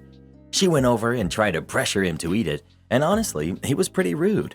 He told her he sees through her. He isn't going to touch her cake, but if it makes her feel better because she found one thing that she's good at, then take the win. He thanked my mom for his cake, kissed her, and then told my girlfriend she was bothering him and to get out of his face. I didn't do anything in the moment. She later asked me to talk to him, and I declined. I said she brought the cake to cause problems, so I think his reaction was okay. She teared up a bit and said that he was really mean and I need to say something. I still refused, and when we left, I said goodbye, thanked them for inviting us, and was just normal. She accused me of being spineless and is still upset. Not the jerk. Your girlfriend was way out of line, and I don't care how rude mom's fiance was to her. He was just exactly perfect in what he did for his love. Your girlfriend does not deserve a win for trying to one-up your mom at her fiance's birthday. She's gross, and I have some ideas about why your mom doesn't like her. Yeah, I mean, the girlfriend is a massive rude jerk here. This is outrageous. Trying to upstage the birthday boy's fiance, the hostess, by bringing in a fancier version of the cake, and even trying to pressure people into eating it, and then acting like she's got any right to feel hurt because people were mean, as in they called her out for how outrageous she was being, instead of embarrassed and mortified because what on earth was she thinking? Not the jerk, OP, but your girlfriend is not right in the head. This goes beyond just being competitive. She was being mind-bogglingly rude and out of line, and it's a giant marinara flag that she doesn't acknowledge just how bad she messed up and how rude she was. It's unhealthy for her to be so obsessed with winning. She's willing to cause scenes and ruin celebrations with this type of intentional being a jerk, and won't even apologize, but will instead get mad at people for not supporting her insane upstaging antics. Not the jerk. Reddit loves to crap on mother and father-in-laws and difficult parents in general, but maybe it's time to have a long, hard look at if your mother's reasons for not liking your girlfriend are valid. If this was your birthday, maybe I'd understand a little more, but your girlfriend tried to show up your mother at her fiance's birthday and he handled it like a pro. I wouldn't put it past your girlfriend to turn up to your mother's wedding wearing white. This feud isn't going to go away, so before you propose, have a think about if you're really willing to lose your mother over your girlfriend, because after her little stunt, I wouldn't be surprised if they choose to go low or no contact. Am I the jerk for asking my team member where she was when I noticed her away status while she was work from home? My team at work does 4 days work from the office and 1 day work from home. This is because we have sensitive physical paper files to work with as part of our work, so we still have to come into the office. One of my team members, Sarah, had appealed to do 2 days work from the office and 3 days work from home instead, on the basis that she has 2 kids to look after. Although other team members also have kids and Sarah had no problem coming in 5 days a week before lockdown, I relented to the request after she became upset and accused me of being inflexible and started crying in my office, and also checking with the rest of my team to make sure they were okay with it. I've noticed of late that when Sarah is work from home, she has a tendency to go offline or away on Skype during office hours. She's usually offline or away for more than an hour each time. Yesterday, I finally asked her about it and told her that other people, internal clients and external stakeholders, have come to me for work matters she's handling because they could not locate her. One external stakeholder even told me that Sarah was on leave. When I clarified that Sarah was not on leave, the stakeholder was bewildered. But she's been offline the whole morning. Sarah was defensive and sarcastically apologized for not being there to reply to messages immediately. She then added that as long as she got her work done, it didn't matter when she was online or offline. I told her she didn't have to be online for the entire 9 a.m. to 6 p.m. duration, but minimally from 10 a.m. to 5 p.m. with a break for lunch, so that A, people can reach her if they need to, and B, other team members don't notice and start following her example, particularly since Sarah is senior to the others. Sarah was unhappy, and since then I've come to be aware that she's been saying things about me to the rest of the team, including how I am a dinosaur, still working according to former working norms. So, am I the jerk? Edit. The entire division, including Sarah, reports to me. Sarah is salaried, not hourly. Sarah's work is affected by her behavior because part of her job is being available to internal clients and, where applicable, external stakeholders. External stakeholders can see whether Sarah is online or offline because we are all linked in a single public Skype network comprising related agencies, organizations, companies, and ministries. Separately, Sarah's conduct affects me and other team members since we have to respond to queries meant for Sarah, particularly when they are urgent. It also reflects badly on the division as a whole when Sarah is unreachable. Not the jerk. Employees are evaluated on more than work product. There's teamwork, reliability, engagement, etc. Further, business hours do not change because you work from home. Sarah's lack of accessible denotes her failure at teamwork and engagement. People that think like she does are going to be sorely disappointed, outright upset, when they do not get a bonus or promotion or lateral move to a different position. If your coworkers and clients cannot access you during business hours, you're failing at your position. My wife is demanding I take over her household chores. I, 34 male, recently had a heated argument with my pregnant wife, who's 30, and I'm wondering if I'm the jerk here. After a year of trying, my wife is currently 7 months pregnant with our first baby, but it hasn't been smooth sailing. She's been dealing with morning sickness, fatigue, and other pregnancy-related challenges. I've been supportive, buying her cravings and attending all OB/GYN appointments. However, things have changed when she started expecting me to do more around the house. I want to clarify that I'm not a jerk. I understand that household chores can be shared, but in our household, it's been our arrangement that she handles most of them. I work a demanding full-time job, and I often come home exhausted. However, my wife believes that since she's pregnant, I should take on the majority of the household chores. She insists that she needs more rest and less stress for the sake of the baby. I provide for us financially, and I believe that should be enough. The baby would be more affected by growing up in a poverty-stricken home, right? I think it's fair for her to handle most of the chores since she's not working and she's not physically incapable of doing them. I understand she may need naps or breaks due to pregnancy discomfort, but not doing any chores at all seems excessive. We had a huge fight the other day when she asked me to do the laundry. I was tired after work, and I told her it was her responsibility if she wanted it done that night. I explained that I would be willing to help on weekends, but it's not my agreed-upon role. She got upset, accusing me of not caring about her or the baby. I tried to explain, but she wouldn't listen. She claims the baby will suffer if she does housework, which I don't understand. She called me selfish, saying that I'm neglecting my responsibilities as a husband and a father. I argued that she was just being lazy and expecting too much. We didn't speak for the rest of the evening. The next day, seeking advice, I talked to friends and family who all sided with me. They said my wife was being unreasonable and taking advantage of me. They agreed I was already doing enough by providing financially. Feeling validated, I confronted my wife and shared what others had said. She got angrier, accusing me of twisting the situation to make myself look good. She claimed I was surrounded by biased people who didn't understand her challenges as a woman. I'm frustrated and hurt. I genuinely believe I'm not in the wrong. I work hard to support our family, and we had agreed upon household roles. She never mentioned her pregnancy involved me taking over chores. I fear this will escalate when the baby is born, and I don't have time for that. I think she's being unreasonable and expecting too much. Am I the jerk? You're the jerk. She's heavily pregnant, for crying out loud.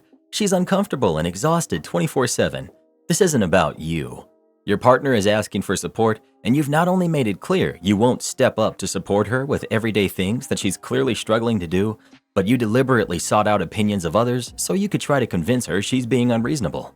Stop gaslighting your partner and grow up. Yes, you're tired and have a lot of responsibilities, but instead of getting upset about this, it's your turn to step up for your partner when they need you. If you can't manage this much before your kid is even born, good luck in parenthood. OP. I agree she's exhausted, but she's not as uncomfortable as you make it out to be. She goes for walks in the morning with her friends and can still function throughout the day.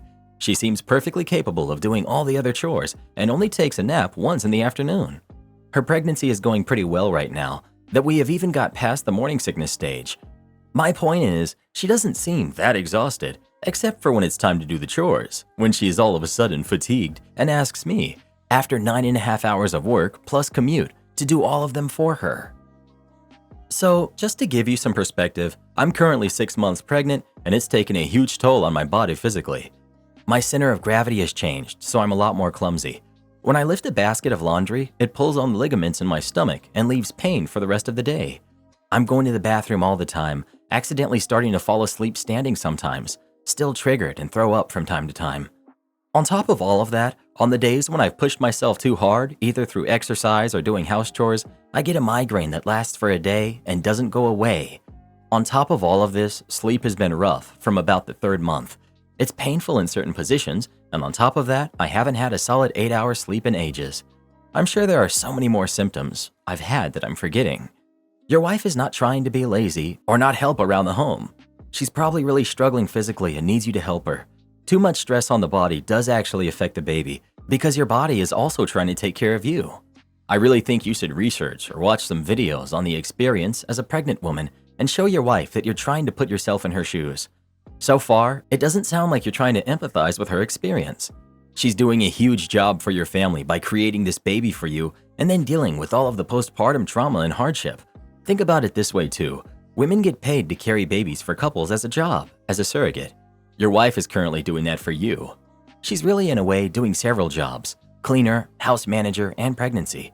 With how you've reacted to her and treated her, right now, you're the jerk. OP. Genuinely, thank you so much for this comment. I asked my wife if she had felt any of this, and she told me she did, and I realized I was just so blind and inconsiderate. I did do research and watch some videos, but I mostly talked to my wife and truthfully asked her what she wanted. Please leave me any more notes or help if you can under my update. I've opened my eyes now. Update. So it turns out my brother-in-law is pretty active here. Hi, Rob.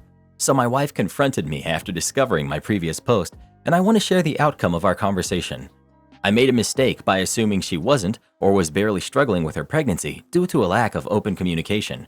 She rightfully called me out for dismissing her feelings in the past, and it hit me hard. We had a 2-hour conversation where she expressed her experiences and challenges, and I realized how wrong I was for assuming she was okay when she wasn't.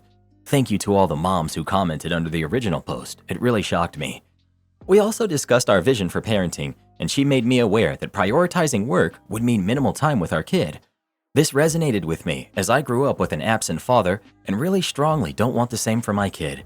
We talked about tasks she could comfortably do, considering her physical limitations, like washing dishes and folding clothes while sitting. In return, I agreed to help with everything else, such as mopping, gardening, cooking, making the bed, and doing laundry. I realized that rigid roles in the household were problematic, especially with a baby on the way. We need to be flexible and support each other as needed. To those who called me out for appearing like a jerk, it was never my intention. This situation stemmed from a lack of communication and empathy on my part, which I now recognize. I promised to her to learn from this experience and be a better partner. Also, not an excuse, but I've been so obsessed with work these past few months as I just got a promotion, and I think that's why I've been so blind. If I proceeded like this, I know for a fact that my kids would have suffered and I would have lived to regret it. I apologized profusely to my wife because wow, was I an idiot. We considered hiring a nanny, but my wife isn't comfortable with that idea yet. Instead, my sister will help out occasionally. To actively participate in parenting, I will take paternity leave in about a month. It's the bare minimum, but it shows my commitment to being more involved and supportive. Lastly, we're thrilled to announce that we'll be welcoming a baby girl into our lives. I want to apologize deeply to my wife, the Reddit community, and anyone affected by my previous post. I've learned valuable lessons about communication, empathy, and understanding during this transformative time. Thank you for holding me accountable and offering support and guidance. When I read, I provide for us financially and I believe that should be enough, the baby would be more affected by growing up in a poverty-stricken home, my immediate thought was, well, your marriage is done for. I'm very glad it didn't turn out like that and that OP saw sense. It doesn't happen that often in posts like this. The ability to admit you are wrong seems to be surprisingly rare. You don't have to look past Reddit itself to find endless examples. This has cheered me up regardless. Good luck to them. I don't know. I'm 8.5 months pregnant and a stay-at-home mom, and I still do 80% of the household chores. I agree he's being a little hard on her, but she should still be doing some of the household work. What does she do all day? I guess I'll be in the minority here. I think this was not the jerk. He's the one working all day and doesn't want to do laundry when he comes home. She thinks he should. They're both tired. It's important that the house be clean and money come in for the baby. Nobody's the jerk here. I will point out that she likely is, to some extent, being lazy. That's because she's pregnant. Being lazy is the only way to get any kind of relaxation. You can't do a lot of the things you used to be able to do to relax. The ultimate goal is to understand the limitations and work around them. If she can't bend over, you do the laundry and bring it to her to fold while you do other chores. She shouldn't be entitled to not do absolutely anything unless she needed bed rest. Although in the last 2 months it's hard to even get around for her, so I get it. But she should still be capable of helping with a few basic limited chores. Having a single person do all of the chores for 2 people and work full-time for months on end will drive anyone insane. The guy is entitled to a break too. My wife and I agreed that the house was going to just be messy sometimes and to not be upset about it. I was working upwards of 60 hours a week, and then when the baby was born, we were alternating getting up every 2 hours, even with me being up at 4 a.m. for work. It's about understanding where both people are coming from, and what I got from this is that while the husband was wrong, the wife also initially refused to see his perspective and only said, "But I'm pregnant." Edit. You can downvote me all you want. But if the shoe were on the other foot and the husband was disabled or had some kind of injury, you'd call him a lazy jerk and say that he's milking it and that he can help somehow. The Reddit hypocrisy is why this platform gets made fun of as nothing but trash. Well, who do you think is the jerk? OP or his wife? Please let us know. Is my boyfriend cheating on me? Am I just being naive? Help me. I just got home from a weekend trip with my son last night. As I was unpacking my things, I went into our closet and on the floor was a semi-wet towel. I picked it up and threw it in the basket and tossed my clothes from my suitcase in the basket. I then went into the bathroom and put away my toiletries. While I was doing that, I found a second wet towel hanging on the back of the door, where we usually put them to dry before we throw them into the laundry. Both of these towels were wet. The towel I used to dry my hair on Friday night before I left was also hanging there and it was dry. On my bathroom counter next to the lotion and my hairbrush was a little pink elastic band. This is the second time that I've come home from a trip and there were 2 wet towels in my bathroom. The first time the wet towel was on my bathroom floor and kind of smelled a little bit. He said to me, "Hey, the towel on the floor is because I accidentally left the door open and got the floor wet." He then snatched it up and stuck it in the washing machine immediately. He had not showered yet when I got home. He was still in his work clothes and I was only gone Saturday and Sunday night. I do not use elastics in my hair at all. I use a no-tangle, no-pull hairband in a blonde color that matches my hair. I've never owned a pink elastic. My son's girlfriend has never been in our bathroom. We have a full guest bath in the guest bedroom, and she also has long hair and uses ouchless plastic hair ties. I asked him if he had started using hair elastics last night to see what he would say. He's mostly bald, and he responded, "What? It's not mine," instead of the laugh that I expected. Did he have a lady over while I was away? Should I ask and be that jealous of a woman? Should I just assume the extra towel is because he's careless when I'm not home and got the floor wet again, and the elastic somehow got into our home coincidentally? Help. I went home on my lunch break and lint rolled the towel. Only had little hairs, probably his, and grass on it. He did mow the lawn Saturday and probably used this towel to wipe off all of his sweat before he ate because it was 105 degrees on Saturday. I now feel like a jerk, and I'm upset with myself for even asking this question because of a pink hair elastic that he could have, and probably did, pick up from the floor and put with my things because he assumed it was mine. I will be just straight up and asking him when I get home from work. If he denies or acts sketchy, I will move out. That's simple. I do know how to love myself. I just get really concerned that I'm overreacting due to past trauma. Thanks for all the advice. You are all amazing. Edit. 1. The amount of angry people asking why I posted this to ask for advice is so confusing to me. Why are you all so mad that I made a post asking for advice in a forum that has willing participants giving advice? 2. It's not helpful to tell people that they're wasting time posting on the internet for advice when the last word they said was literally help. Please think about the impact of your words on people. 3.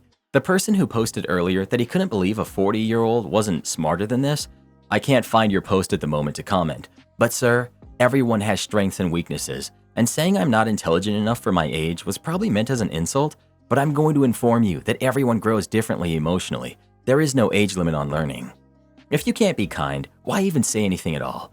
I can't believe anyone would come at a stranger with malice just for asking for advice. Sounds sketchy. I wonder if there was someone there and they left you a hair tie as a way to give you a heads up. OP. This is exactly where my brain went.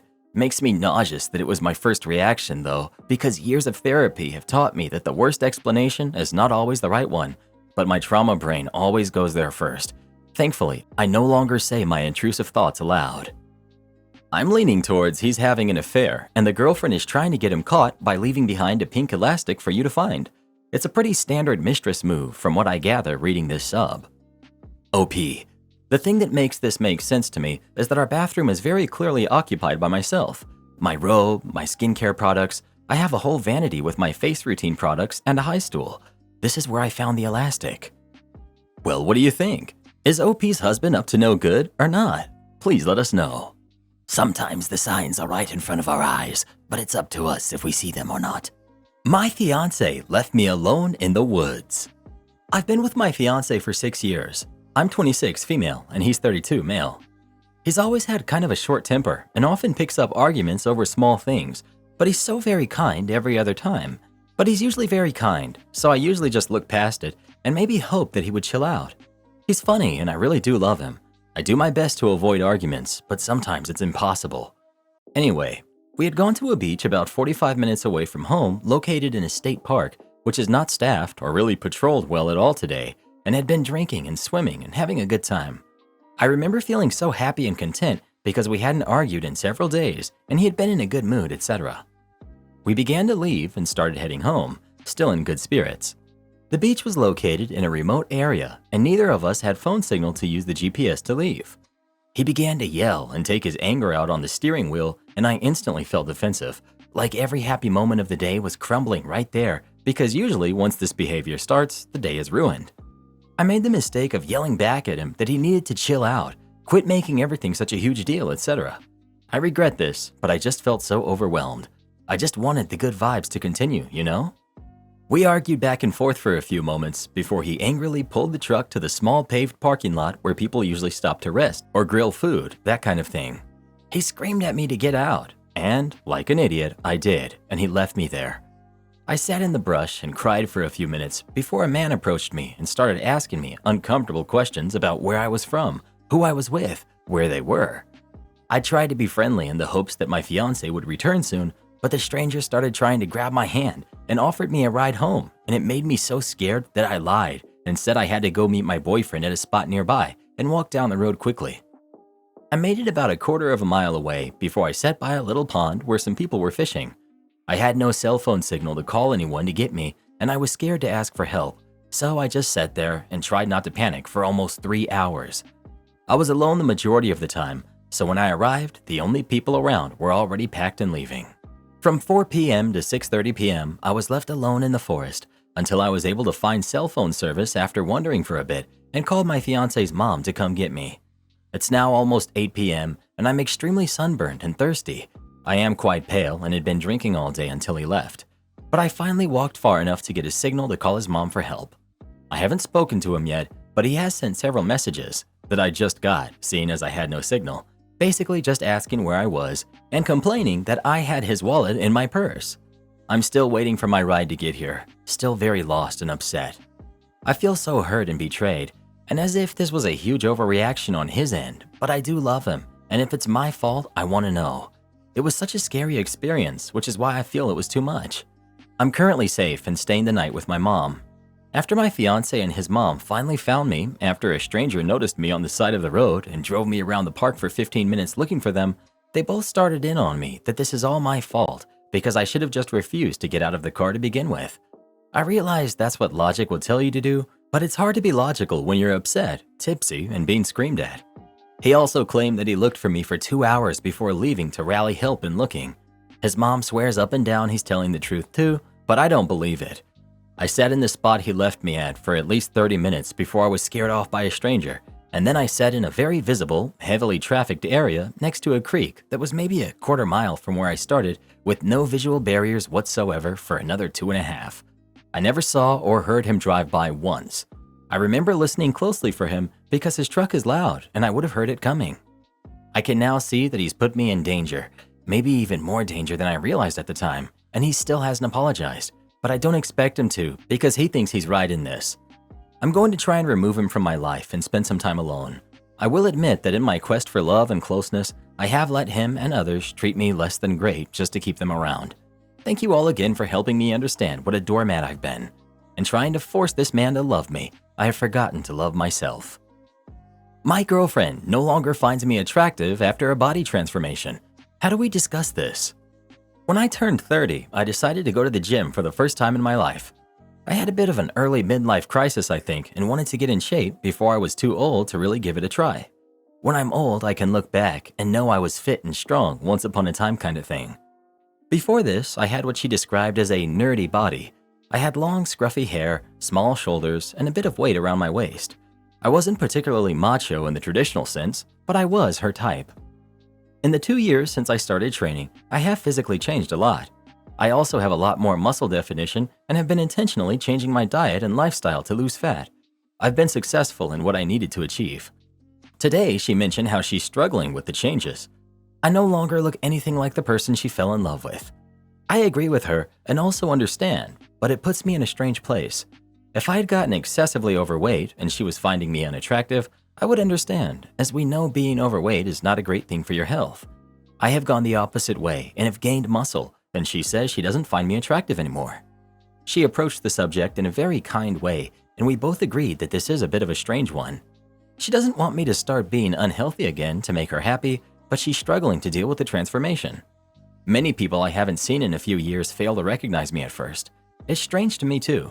It has been a positive transformation in an objective sense, but this is a negative consequence that I'm not sure how to approach. I love this lifestyle. I was always tired and lazy before. Now I always feel good inside, and training gives my mood a huge positive boost. Even though I knew she liked the nerdy dad bod, it never occurred to me that this change would be something she didn't like. I'm not sure the best approach to take here. We've talked about it, but didn't reach a conclusion and aren't sure where to take it next. Edit. Just to clarify, we didn't have any sort of argument. It was just a chat. She's upset that she looks at me sometimes and doesn't see my cute face anymore, and instead sees someone else. The transformation has been rapid, so I get it. She said very strongly that she doesn't want me to change back as she knows I'm a much better lifestyle now, but she misses the old me and is struggling with it. I just don't know how to approach it. I don't want her to be sad, but I don't know how to fix it. It may also at least partially be due to the lifestyle. I know she is focused on appearance, but does your fitness mean a change to your lifestyle together? Are you avoiding meals you two used to share? Has the way you spend time together changed? Maybe focusing more on fitness-related activities like hiking or whatever, and less on sedentary activities like watching a movie. I also wonder what her personality is like. If she herself is nerdy and soft around the edges, she may have always avoided the more traditionally masculine-looking guys she dated because, well, especially in high school, those guys could be jerks. She may subconsciously be bracing for that behavior from you, even though logically she knows it's not going to happen. If she was bullied or had a hard time, could there be something to that? OP. The high school part is most definitely true. She struggled a lot in high school with the pretty boys, as she called them. There's a certain look this type of guy falls into that I've started to take on, and that may well be it. I think this might be a good thing to bring up with her. In this case, the appearance of those guys was more of a warning that these guys are going to be mean. She knows me and knows I'm not mean, but maybe is afraid my personality could change too. Gonna be a hard one to reassure her if it's from her past. As for lifestyle, she was going to the gym long before me, visits a personal trainer, etc., but she never took it as serious as I do. I've always been someone who has too much enthusiasm, and when I start and fully commit to something, I go all out. This may be a sticking point too, but I feel it's positive and worth adjusting to. The skipping meals part is 100% true. I have one cheat day a week where I'll have pizza or something unhealthy. Before, every day was a cheat day. This wasn't good though, but I miss it too. Eating junk food every day was very nice, but it's very unhealthy too.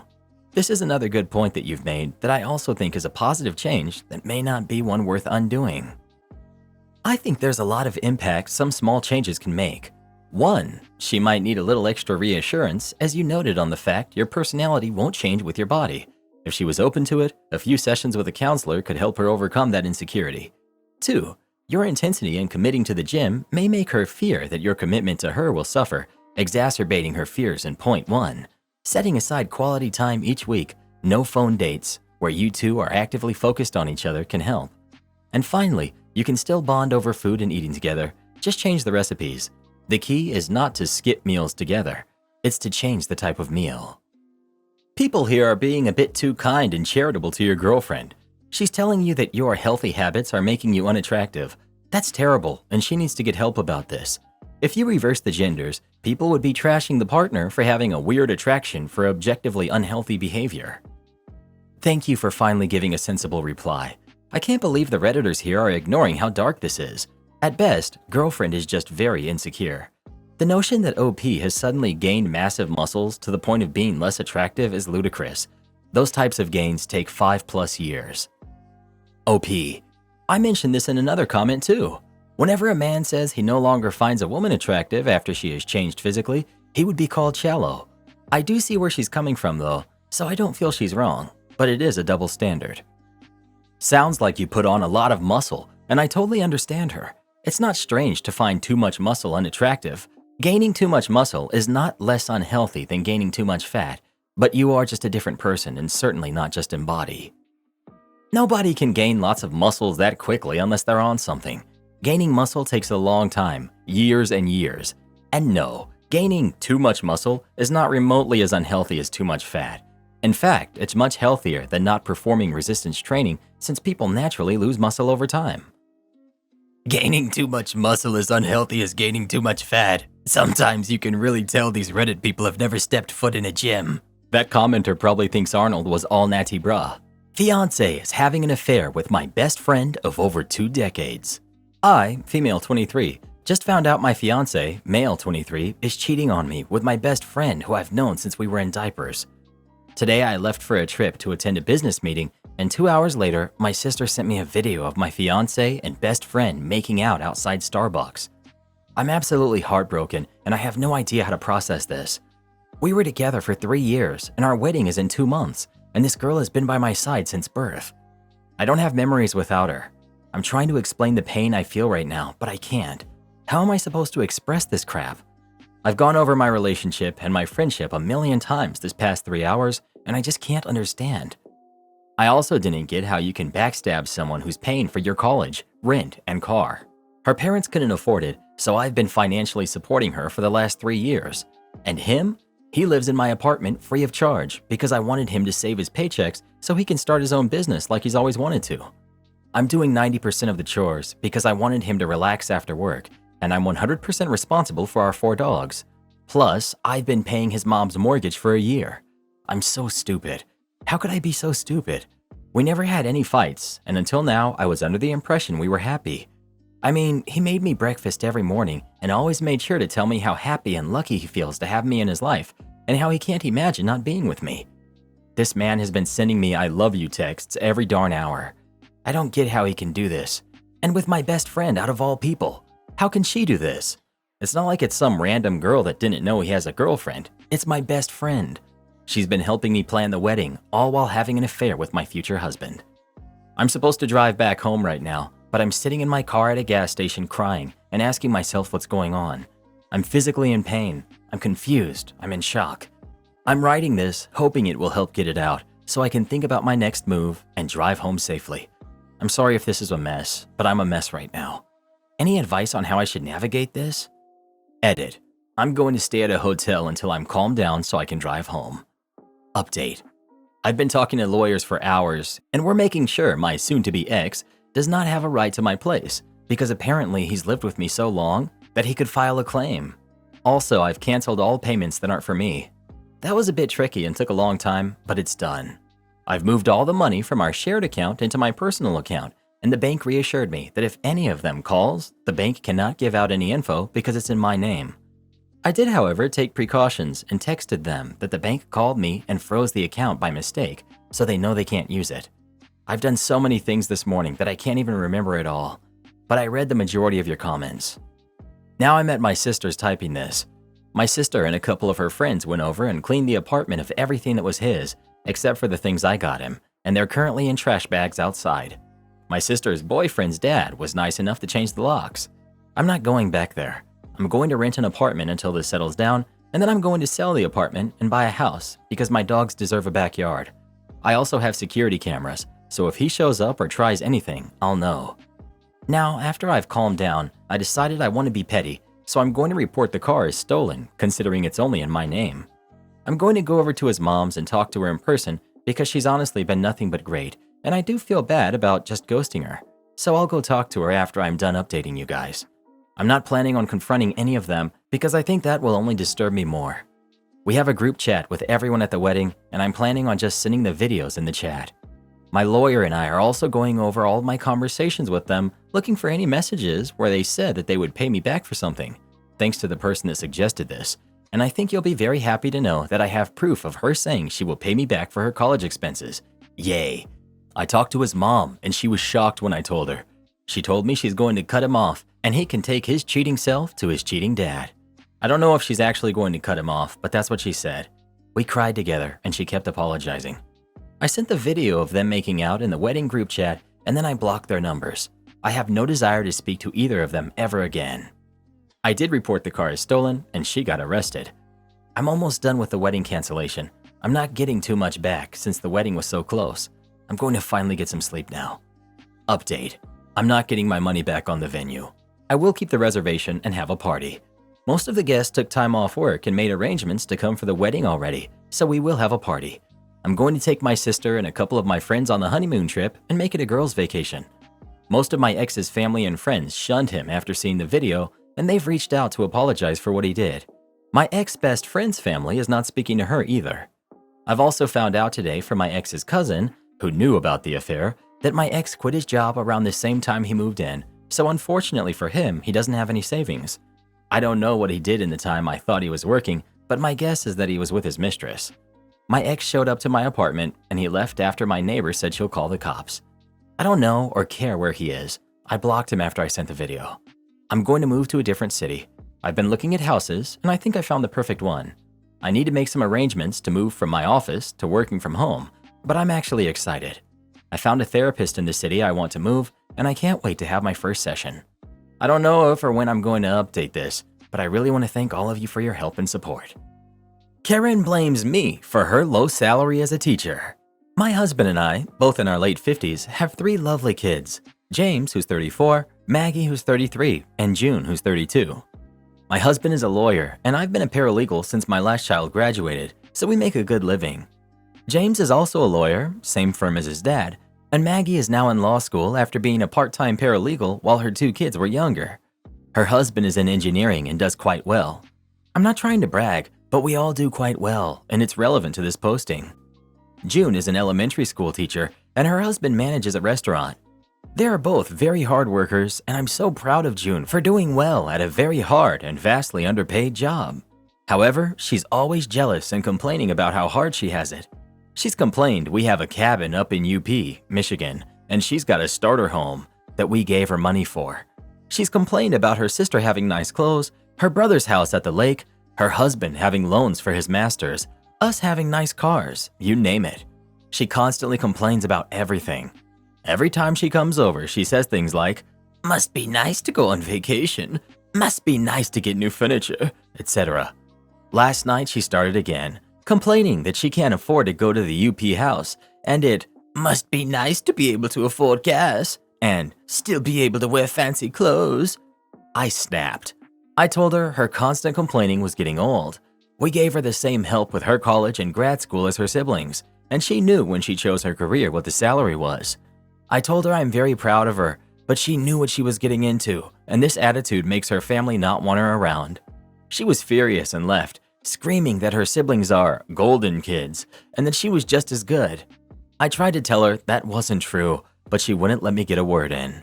She won't talk to me now, but she called her sister, who was quite put out by the whole thing, but on my side.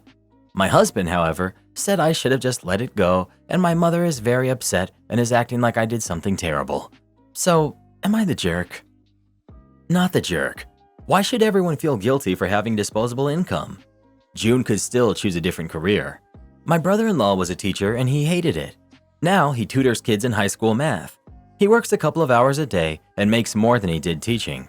He picked up a job lifeguarding in the summers when the kids aren't in school, and he just stayed on. So now he has a full-time job with the city with great benefits, and he works as a tutor at night. So now he's doing pretty well financially and he's pretty happy. The point is, June can probably figure out a way to make more money. I hope she doesn't have kids if she's already bitter about money. Why did her hub need a master's to manage a restaurant? Anyway, June's incessant complaining is annoying. P.S.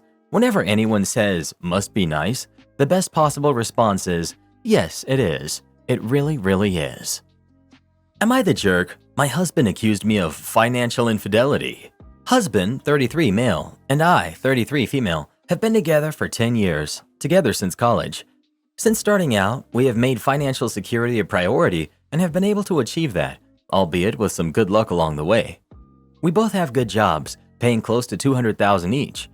Student loans were paid off within a few years. We both went to state schools with scholarships, so didn't have a lot of debt to begin with. We live in a house that I inherited from my grandmother, no mortgage, and we don't have any credit card debt. We maxed out our 401ks and currently have 18 months of expenses in our emergency fund and are still adding to it. Our cars are both paid off and should be good for another 5+ years, and we don't have any credit card debt. We manage our finances in a hybrid manner, joint accounts for bills and savings, and separate accounts for our fun money. We each get a pretty generous monthly allotment. The fun money is strictly for our individual expenses, hobbies, clothes, outings with friends, etc., and not for things like date nights, vacations, or larger joint purchases like household appliances and repairs, which come out of our joint account. We also agreed that if either of us gets any bonuses or has any side hustle income, those will go into our individual fun money accounts, unless the funds are needed for a larger expense, such as a major home repair. In terms of the fun money, my husband is much more of a spender than I am due to his expensive hobbies, in particular golf and collecting sports memorabilia, and he's also more into designer clothes, which is fine, it's his fun money. On the other hand, my hobbies are a lot less expensive. Running, working out, reading, baking. In general, I'm more introverted, and a great time for me is tea with a friend at one of our homes with homemade pastries. I've also been getting back into gaming lately after setting it aside for much of the past decade while building my career. After realizing I had more than enough in my fun money account, I decided to overhaul my gaming setup and got myself a new PC, desk, and gaming chair, total cost of about $5,000. However, upon hearing about the purchase, my husband was furious. He says he had no idea I had saved so much money and that I should have consulted him before spending $5,000. I asked what difference it made if it was my own accrued fund money and not from our joint funds, and he insisted that my accumulating this amount without telling him was a form of financial infidelity. He says that he lost trust in me and doesn't know what else I might be hiding. He's demanding that I return the items I purchased and deposit most of the funds to our joint account. He wants to make a new rule that fund money accounts can't accumulate more than $2,000 and that any excess goes back to the joint account, a rule that would obviously favor him as a person who spends most of his allotment each month instead of saving up for anything bigger. I feel like I'm being punished for being more of a day-to-day saver than spender. It wouldn't occur to me to demand to know how much money my husband has in his fund money account or to try to micromanage what he spends it on. I wasn't hiding anything deliberately. He never asked about it until after I made the purchase. Still, maybe I should have been more transparent about my plans. So, am I the jerk? Info. Husband and I each have our own office in the house, so it's not like the gaming setup was going in a space he uses. I don't usually game when my husband is home unless he's already busy doing something else. My biggest block of gaming time is typically when he's off playing golf. Also, I run 40 to 50 miles a week, so it's not like I'm generally sedentary. I can't think of a good reason why he would object to me gaming or have a nice gaming setup in my own space of the house. Edit. I actually had and have a lot more than $5,000 saved. We have had this arrangement for a few years, and I typically only spend about $500 of my allotted $1,500 a month. Maybe a bit more some months if I need to replace my running shoes, buy other clothes, or have any outings with friends planned, like concerts, but in that range. Girl, what does he contribute to your household?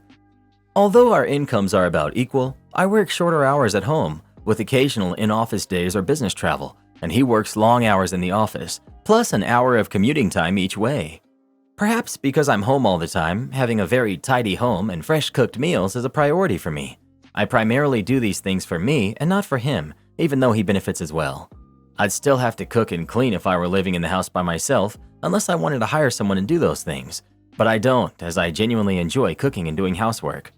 We do have breakfast together most days, unless he has to leave early, dinner together most days, and weekend date and activity time in addition to pursuing our own hobbies. He's smart, hilarious, and a delightful companion, at least other than this latest issue. I realize I haven't emphasized the positives in this thread because I've been pretty upset, but other than this, he has been a great partner and husband. Together, we have a joint savings account of $250,000, plus retirement savings approaching the 7-figure mark.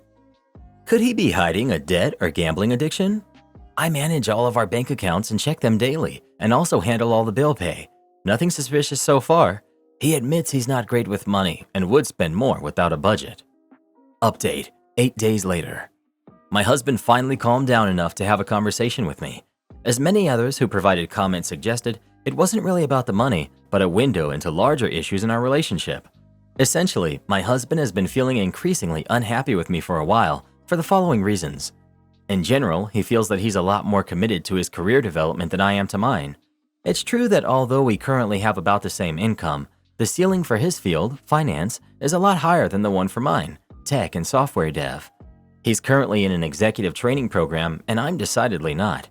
He's feeling resentful that he's having to work long hours in a high-pressure environment while I get to work primarily at home, doing something that is fun and fairly easy for me, and I'm not stretching myself to do more. He's concerned that over time, these resentments are going to build and that I'm not going to end up pulling my weight financially if he takes huge leaps in his career and I don't. He remarked that, since getting back into gaming a few months ago, I've been putting a bit less effort into cooking. I do nearly all of the cooking because I work at home and have an easier schedule. It's true that I have been fixing simpler meals, things like grilled chicken salads or chili with cornbread, instead of elaborate meals with fussier foods and several sides. He also has noticed that I haven't been doing the elaborate table settings I used to, with flowers on the table, fancy placements, etc. Honestly, I didn't realize he noticed or cared about this, but apparently he does.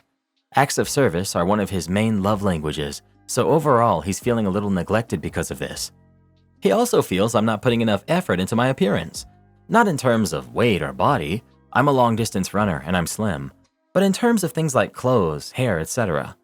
It's true that I've never paid much attention to these things, given that I work at home in tech. The standard for appearances is extremely low, and I far exceed that. I tend to buy simple, practical clothes at places like Target and Walmart, don't wear much makeup, and keep my hair in a simple ponytail.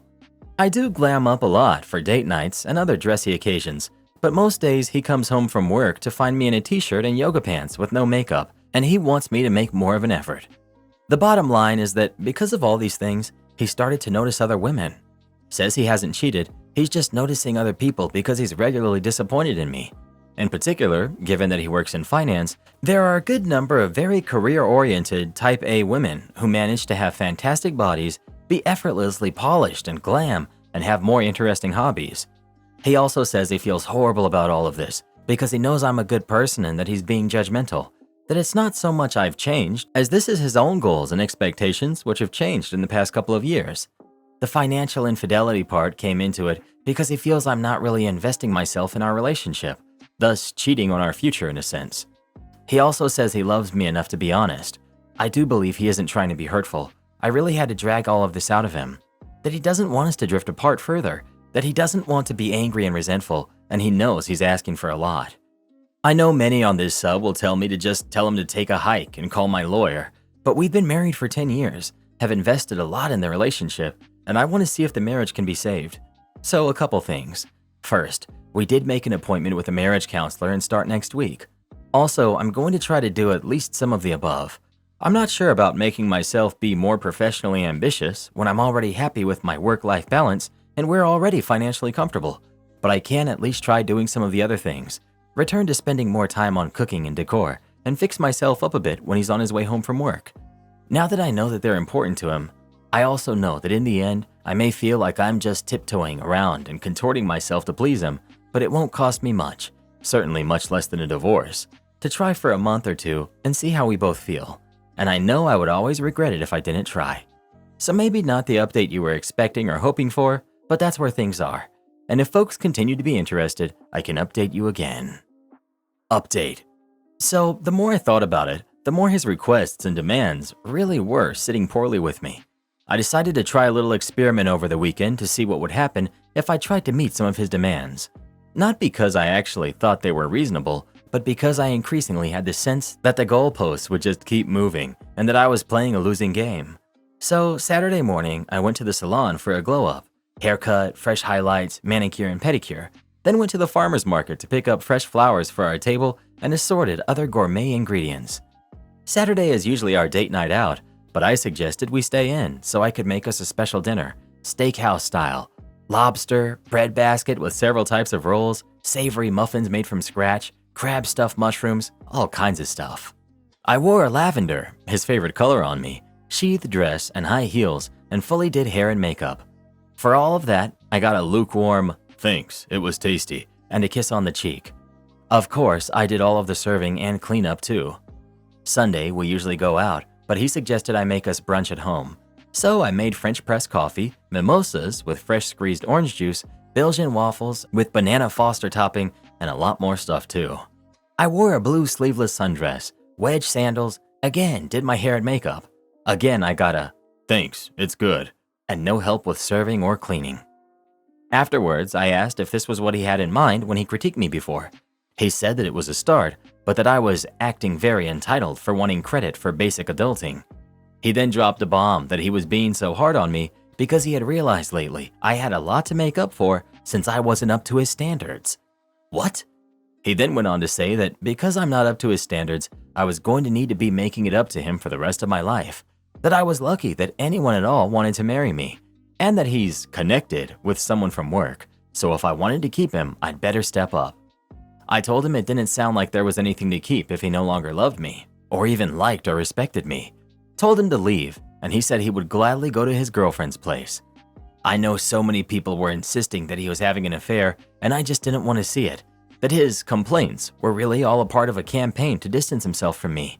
I feel so foolish for just thinking he was going through a stressful time at work, or that he genuinely wanted to work on our marriage. Anyway, I've taken the week off from work to get my head together. Have an appointment with a lawyer tomorrow. Canceled the marriage counseling appointment, but got a referral to an individual therapist who can do an intake session with me later in the week. He, and the girlfriend apparently, are coming over this evening to get more of his clothes and things, so I have to brace myself for that. I know the divorce won't be fun or easy, but I will be okay. Thank you all for helping me see that I was being played before. I wasted too much more time in a marriage that was already over. Yes, he admitted he had been having an affair for several months. He kept trying to say, "It doesn't really count as cheating, because I'm not up to his standards." Wait, they're in their early 30s, have close to $1 million saved for retirement, plus another $250,000, no debt, and she enjoys her job while also making quite a healthy salary? He's worried she won't pull her financial weight? What on earth? How many yachts does this bozo need to water ski behind? Honey, you seem comfortable and happy. That makes me angry, and I might end up cheating if you don't abandon all that comfort to do whatever I want you to do, because my comfort and happiness are all that really matters. I'm glad that my wife's ex cheated on her. I know the title sounds bizarre, but hear me out. My wife and I used to be neighbors. I was working as an electrician at that time. I saw her the day she moved in. She looked really sad and lonely. I decided to help her move in because there was no one to do that for her. From then, we used to bump into each other a lot. I wanted to speak more to her, but she never seemed interested in me. One day, I saw her crying in front of the stairs. She looked really devastated. From there, I got to know her story. She has dealt with a lot of health issues. She had multiple cysts that she had to go in for operations. She was also suffering from PCOS, which actually affected her fertility. She used to be married to a man, but he cheated on her with her best friend and got her pregnant. Then he kicked her out and divorced her. I sat there with her because I know she needed a real friend. I wasn't really expecting anything in return. We got closer and closer, and I finally grew some courage to ask her out. I didn't care if she could give me kids or not. I just wanted to be with her because she's an awesome lady and life wasn't fair towards her. We dated for a few years and then got married. She has been my rock. I wanted to go back to school and finish my diploma, and she has supported me through it.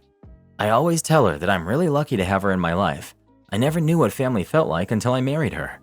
I grew up in a horrible family. It took me years of therapy to cope with it. But with her, I feel like I have found peace in life.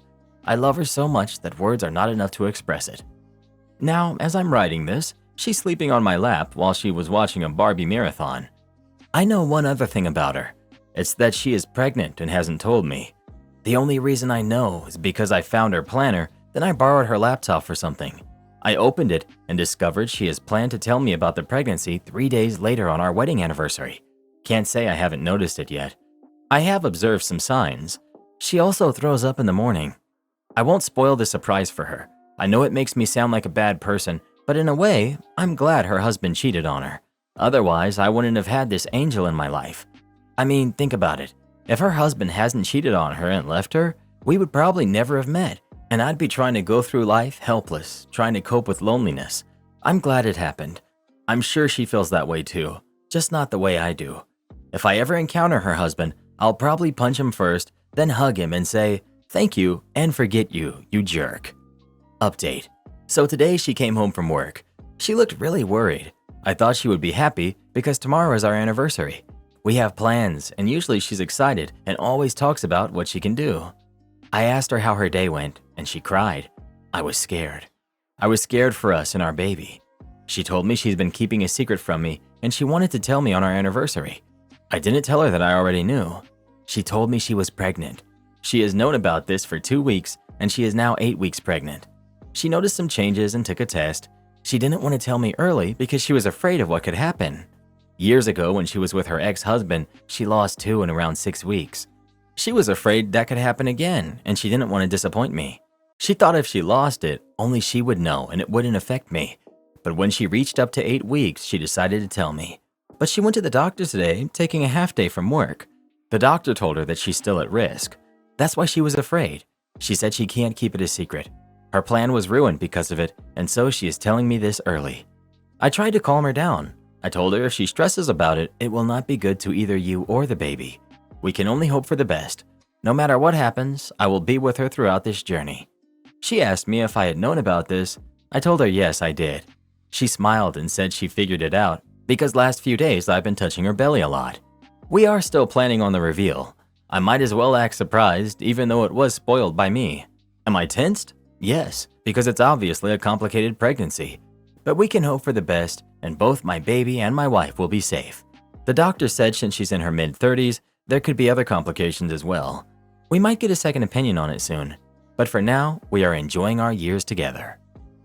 Am I the jerk for installing a doorknob with a lock on my bedroom door after I got fed up with people barging in one too many times?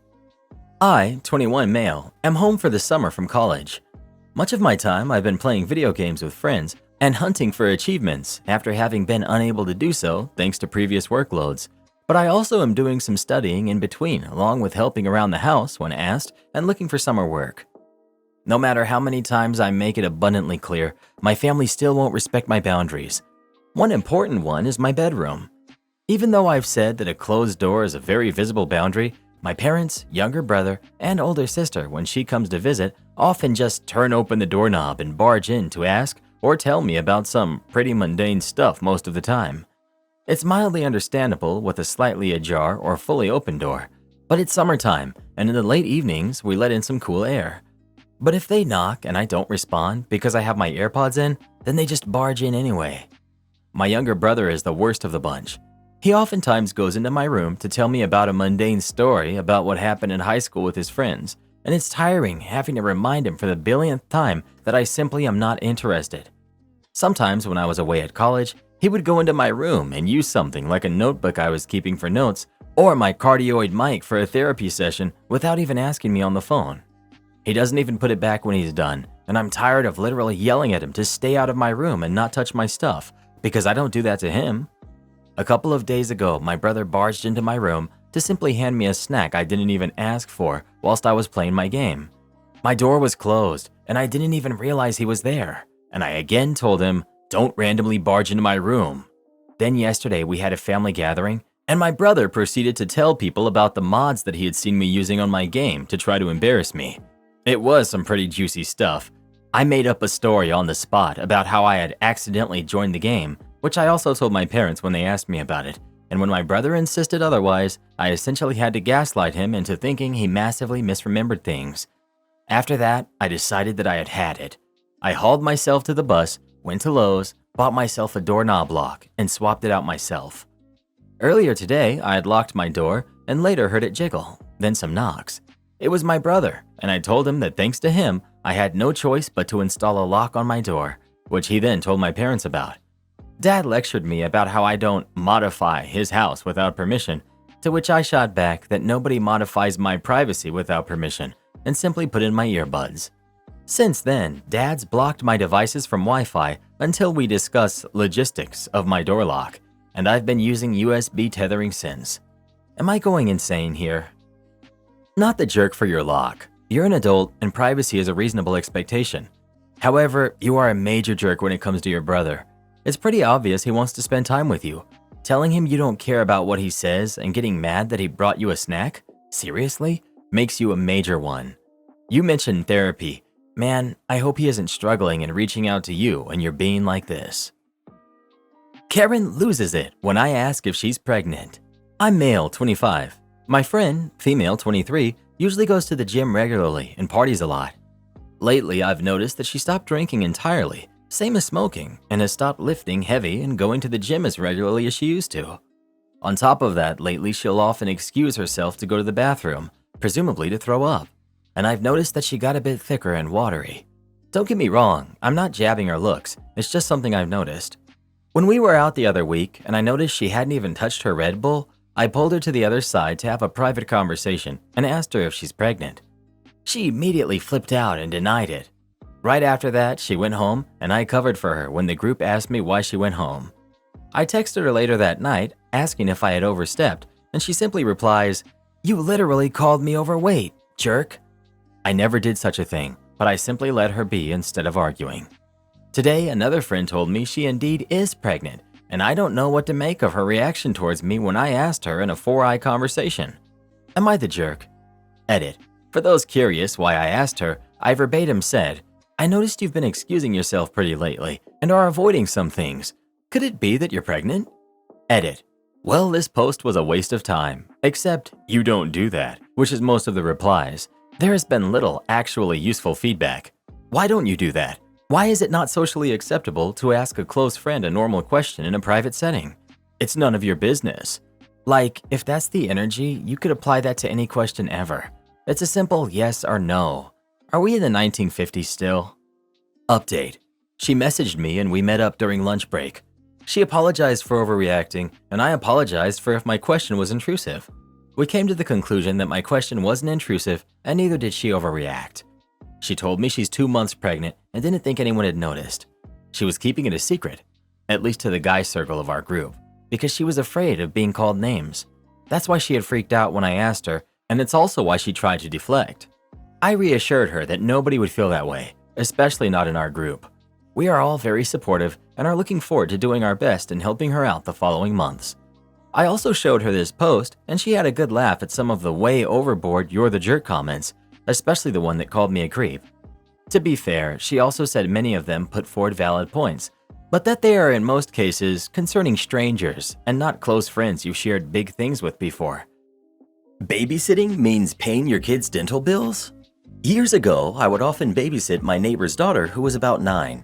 He was a divorced father with the kind of an ex that would send spreadsheets of child-rearing expenses calculated to the penny and weekly invoices, complete with terms and penalties of her own choosing for late payments. He paid big child support and generally paid her invoices on time because she would cut off access to kiddo if he didn't. His ex, the snake, and I had basic text messaging contact. She and I had a previous dust-up because a sudden weather change necessitated a jacket for kiddo.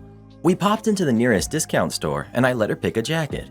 Kiddo loved it, but her mother threw a giant fit at me because it wasn't brand name. I blew it off and the neighbor and I laughed about it when he reimbursed me. She gave me the silent treatment. Darn. Time moved forward. Father always reimbursed kiddo's expenses and encouraged fun and healthy activities. One day, he called me and apologized that he was getting held up at work and kiddo had an orthodontist appointment. He asked me to take her, I agreed, and he called the dentist to authorize. We got there and they wouldn't see her without a payment, $225. It was necessary. Kiddo's braces were hurting her.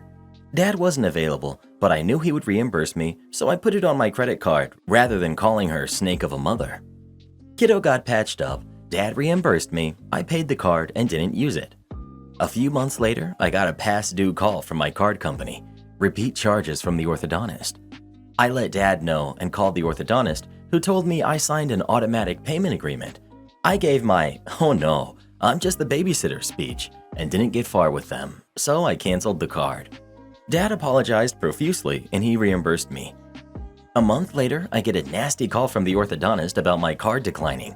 I kindly inform them that I'm not the parent and I provide the snake's phone number. About an hour later, the snake is furiously calling and texting me. I silenced my phone and looked later.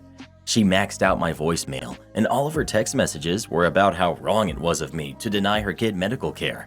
One voicemail was from the police letting me know that she filed a complaint, how I could get a copy from my attorney, and inquiring about whether I wanted to counter-complain.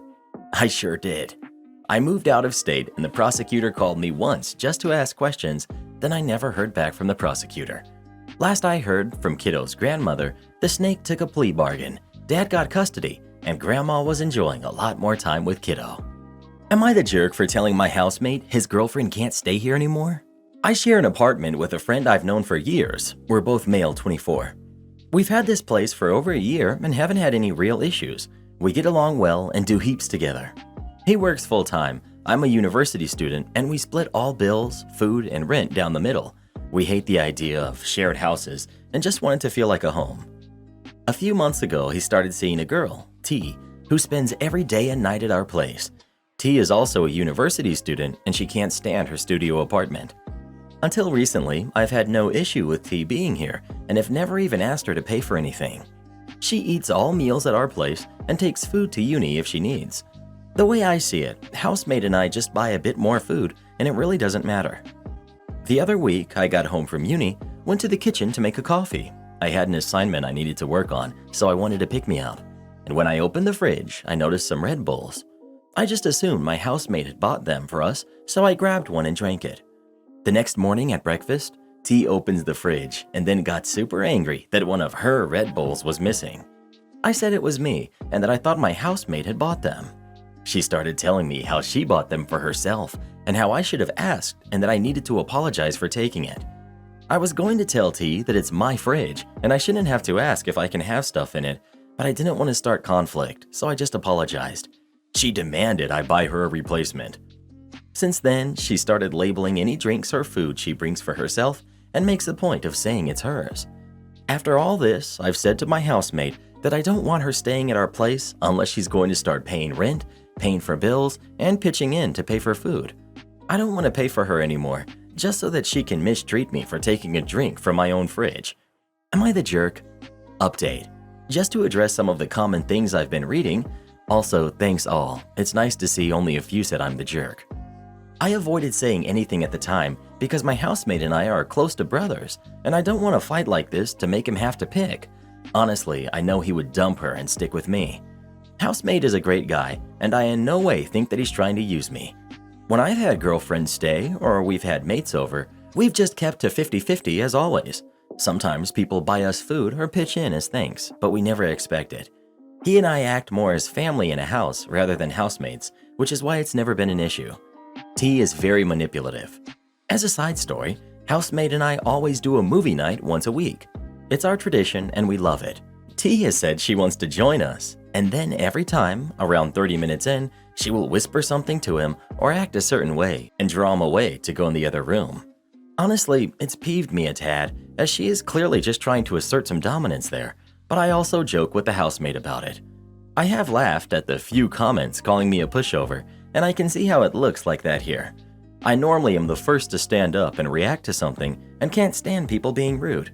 In this situation, it hasn't been an issue until this, and my desire to not cause an issue was less about her, more about not wanting conflict with the housemate. Since I talked to him about her needing to pay or leave, she has spent more time at her own place, but now just comes around and has the ability to destroy the mood in any room. I want them to separate. I think he can't see this lasting either, but she is hot and he doesn't think straight. My son's teacher took his cell phone home and her kid broke it. Last week on Friday, my son, who's 10, got his phone confiscated at school. He was messing around with it during class, and the school rules are clear about phone usage during class without permission, so I totally understood. The normal protocol is that the phone would go to the office where it would be returned to the student at the end of the day or the next day. His teacher, however, apparently forgot to stop by the office before going home after school, so she accidentally took it home with her, and through some negligence, the phone broke in the hands of her toddler. Admittedly, she was very upfront about it and even came to our house personally to tell us what had happened and to apologize, which I do respect. She suggested the repayment plan for the phone and offered an old phone of hers for him in the meantime, but it was essentially a brick with a screen. After she left, I sent an email to the school about everything, simply because I think it is something the school should be involved in, since she's a teacher and easily took home a confiscated device, albeit by mistake. Received a response Monday morning apologizing for what had happened and promising to address the issue. So my sister-in-law works at the high school but smokes with the teachers at the junior high, which is where she bumped into this teacher who was upset and said that we were being jerks reporting it since she already promised to pay me for the phone, offered an alternative, and is a good teacher, so we're messing with her career unnecessarily. So yeah, am I the jerk? Not the jerk. Taking it home accidentally could be understood to a degree. There's zero reasons why it should have been within her toddler's reach. Info. OP, did you actually see the broken phone? Maybe it's just my suspicious little brain, but there was a similar post a while ago where everyone heavily suspected the teacher of stealing the phone and trying to give a crappy phone back as a payment. The original phone was not actually broken, the teacher kept it. Although this teacher offering a payment plan suggests that they're willing to completely pay you for a new phone, not just to steal and give you a crappy phone back. OP. Yeah, it's busted. Screen severely cracked, and that weird ink of dead pixels is blocking 3/4 of the screen. Looking at the damage now though, unless her toddler is the next Hulk, I'm starting to doubt that that was the cause since he had a protector in a case. Not the jerk. The teacher did not follow guidelines, albeit your son was in the wrong. However, phone's prices scale, and she had no reason to take it home with her. How her toddler then got a hold of it and broke it is a completely different issue. Teacher is upset she got in trouble for not following the rules, just like your son was upset his phone was taken for not following the rules. Well, who do you think is the jerk? OP or the teacher? Please let us know. If she took that phone home by accident, she should have made sure it was in a safe place. That teacher messed around and found out. Am I the jerk for yelling at my husband for making my daughter feel bad? So my oldest daughter, who I'll call May, is 16. She has a job, has had it for about 5 months. Out of all of my kids, she's the most mature. She's also good at saving, but she rarely spends money on things she enjoys and instead keeps it all in her bank account. My husband wanted to have her start paying her phone bill immediately. It would have been about $50 a month, but I said no and eventually compromised to the beginning of October. Note, my husband, her stepfather, is very money tight, and he tells her to pay for everything she wants. Now, I agree with this somewhat, as she should be monetarily responsible so she's ready for college. But he wants her to pay for everything. Anytime she asks for something, he'll respond with, "You have money, buy it yourself." Now, fast forward to today. May has been out of town on a trip with her class, and she was going to be gone for a week. Because this is a national event that happens every year, and they're in the city, everything is very expensive. She has a credit card under her name that's connected to my account, and I said she could use it for her meals, breakfast, lunch, and dinner. But snacks and souvenirs she would have to buy on her own. She called earlier and we were talking while my husband was in the room. She started complaining about how expensive everything was, and she jokingly said that she was going to go bankrupt once she returned from her trip. I told her not to worry about it, and if she needed, she could use her credit card for whatever. Then my husband pipes in and says, "Stop guilting your mother to give you money. Whatever you want, you can buy yourself." She was quiet for a moment before saying that she wasn't asking for anything, and then he repeated, "Don't guilt your mother. How can you be morally okay with that?" She said she wasn't calling to ask for money, that she just wanted to complain and that she was going to hang up. I took her off speaker to tell her it was fine, but she just swore up and down she wasn't trying to guilt me and that she was just going to pretend the call never happened and that it was fine. And then she hung up. I was so upset that I yelled at him. I told him he was being ridiculous and that she was still a kid. I left before he could respond. I'm still angry. She apologizes to me every time she buys a meal because she thinks it's too much. I've noticed that she buys her own breakfast and only spends money on lunch and dinner, even though I've said she can do all three. I'm angry and I don't know what to do. Am I the jerk? Not the jerk for yelling at your husband, but you are the jerk for continuing to be in a relationship with someone who dislikes your kid this much and makes her feel guilty for her existence and the associated costs. You need to make it clear that if he doesn't change his behavior immediately and completely, you'll be out the door. That's something I don't think is truly highlighted. He's literally making her feel guilty for existing in their lives. She's 16. You should be paying for her meals and things she needs for school and life. He's definitely a, you can stay here and pay rent and utilities at 18, or you can find a new place to live kind of man, and that's just unacceptable. I have a brother who's in his 40s and doesn't pay his own cell phone bill. He's on my parents' plan and it's $10 a month, so I don't know what plan your daughter is on that it's $50 unless your jerk husband thinks she has to have her own plan just so he can then turn around and decide to stop paying for it. You're the jerk for marrying a man that treats your daughter this way. She's 16. You're responsible for feeding her and should be paying all of her expenses, within reason, until at least 18. Let her save her money to build a future. If I was her, I would save every penny to get away from that horrid man. Choose your daughter. You're the jerk. He's trying to raise her to be independent and not to rely on others. Of course, all these leeches on Reddit aren't going to like him. Their parents never taught them to be independent, so they think there's something wrong with this style of parenting. Never ask a bunch of mentally unstable, lonely, depressed, confused internet dwellers for parenting advice. If it were up to them, your kids would grow up to be just as lonely and miserable as they are, watching anime and eating processed foods. Processed foods? My husband and I raised all 4 of our kids to be independent, and now they all have a few things that these Reddit bozos don't have. What's that, you ask? A job, a family, and a purpose in life. Edit. Get mad all you want, bozos. You know I'm right, and the truth hurts. Well, who do you think is the jerk? OP or her husband? Please let us know. What I want to know is who peed in that guy's Cheerios. My failure to plan is now your problem. So I work in customer service in the automotive industry. As part of the services we offer guests, we perform a state-mandated car inspection so people can register their cars within the state. It's a simple process that can take about 15 minutes if you book an appointment with us. But every month, we get flooded with people who forgot to do the inspection on the last week of each month. It's a mad dash for last-minute appointments to fit people in before they're late. Now, we don't make money off this type of service. In fact, it's a state-set fee, and we realistically lose money doing these inspections on labor cost. I preface this to state that doing these state inspections does not benefit my shop, but we do it because it helps our customers. Front door opens to a male Karen coming in on a Friday afternoon midday.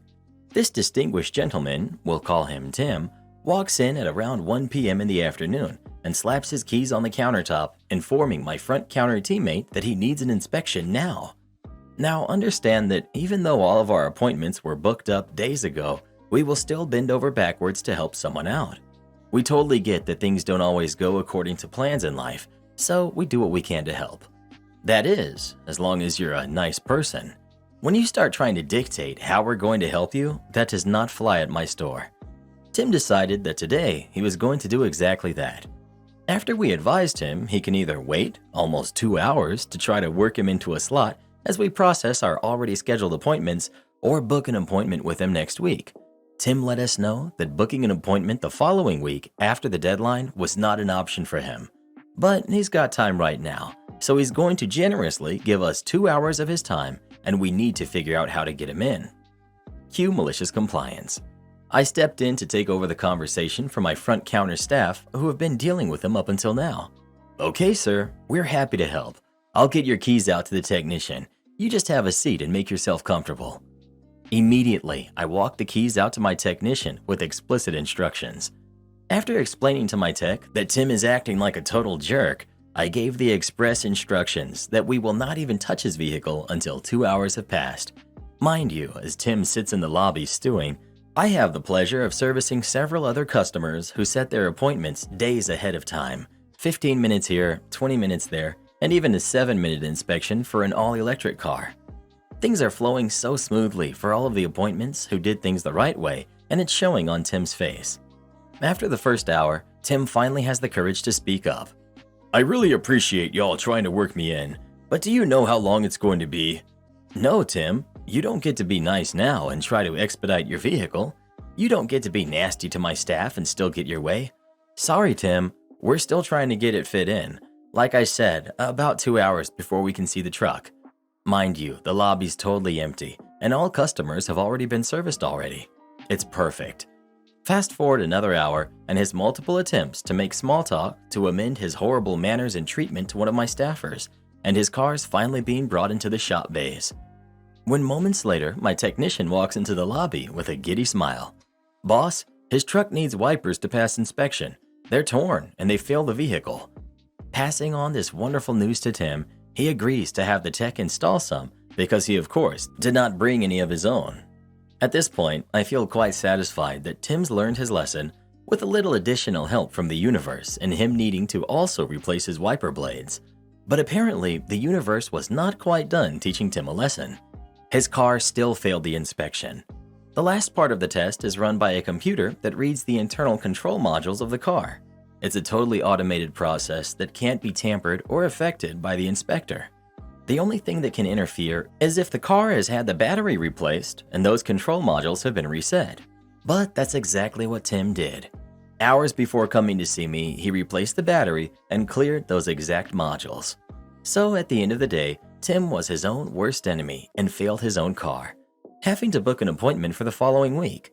With a little help from the universe, he hopefully learned a very valuable lesson that service workers are not your slaves and to always tip your waiters. Am I the jerk for telling my fiance she can either have me at our wedding or her best friend and their dogs? Throw away fake names. Jessica, 30 female, and I, 29 male, are getting married next year. We've been doing the wedding planning, got places and things picked out. It's been going good until we hit this snag. Abby is Jessica's best friend and maid of honor. Both love dogs. They both have dogs. When we started talking about the wedding, Jessica told me all about this plan they both had, that when each of them got married, they'd have doggy wedding ceremonies between their dogs and the future husband's dogs at the same time. I don't have a dog, not a dog guy, so there's no potential for that to happen. I like her dog enough and let her do what she will with him, and I do get him treats and toys sometimes. I thought that would be the last I heard of that. She and Abby started to talk about how cute it would be to include both of their dogs in our wedding party. Not my thing, but I have friends and family that have done something similar, and I want her to enjoy the day. So I said okay, thinking they'd just be up at the altar or something like that. Nope, they want their dogs to get married during our wedding. I wasn't too keen on the idea and raised concerns, like what would they do with both dogs for the rest of the day? What if the venue we picked doesn't allow pets? We went back and forth, and I agreed that they could do their dog ceremony at the end of our ceremony.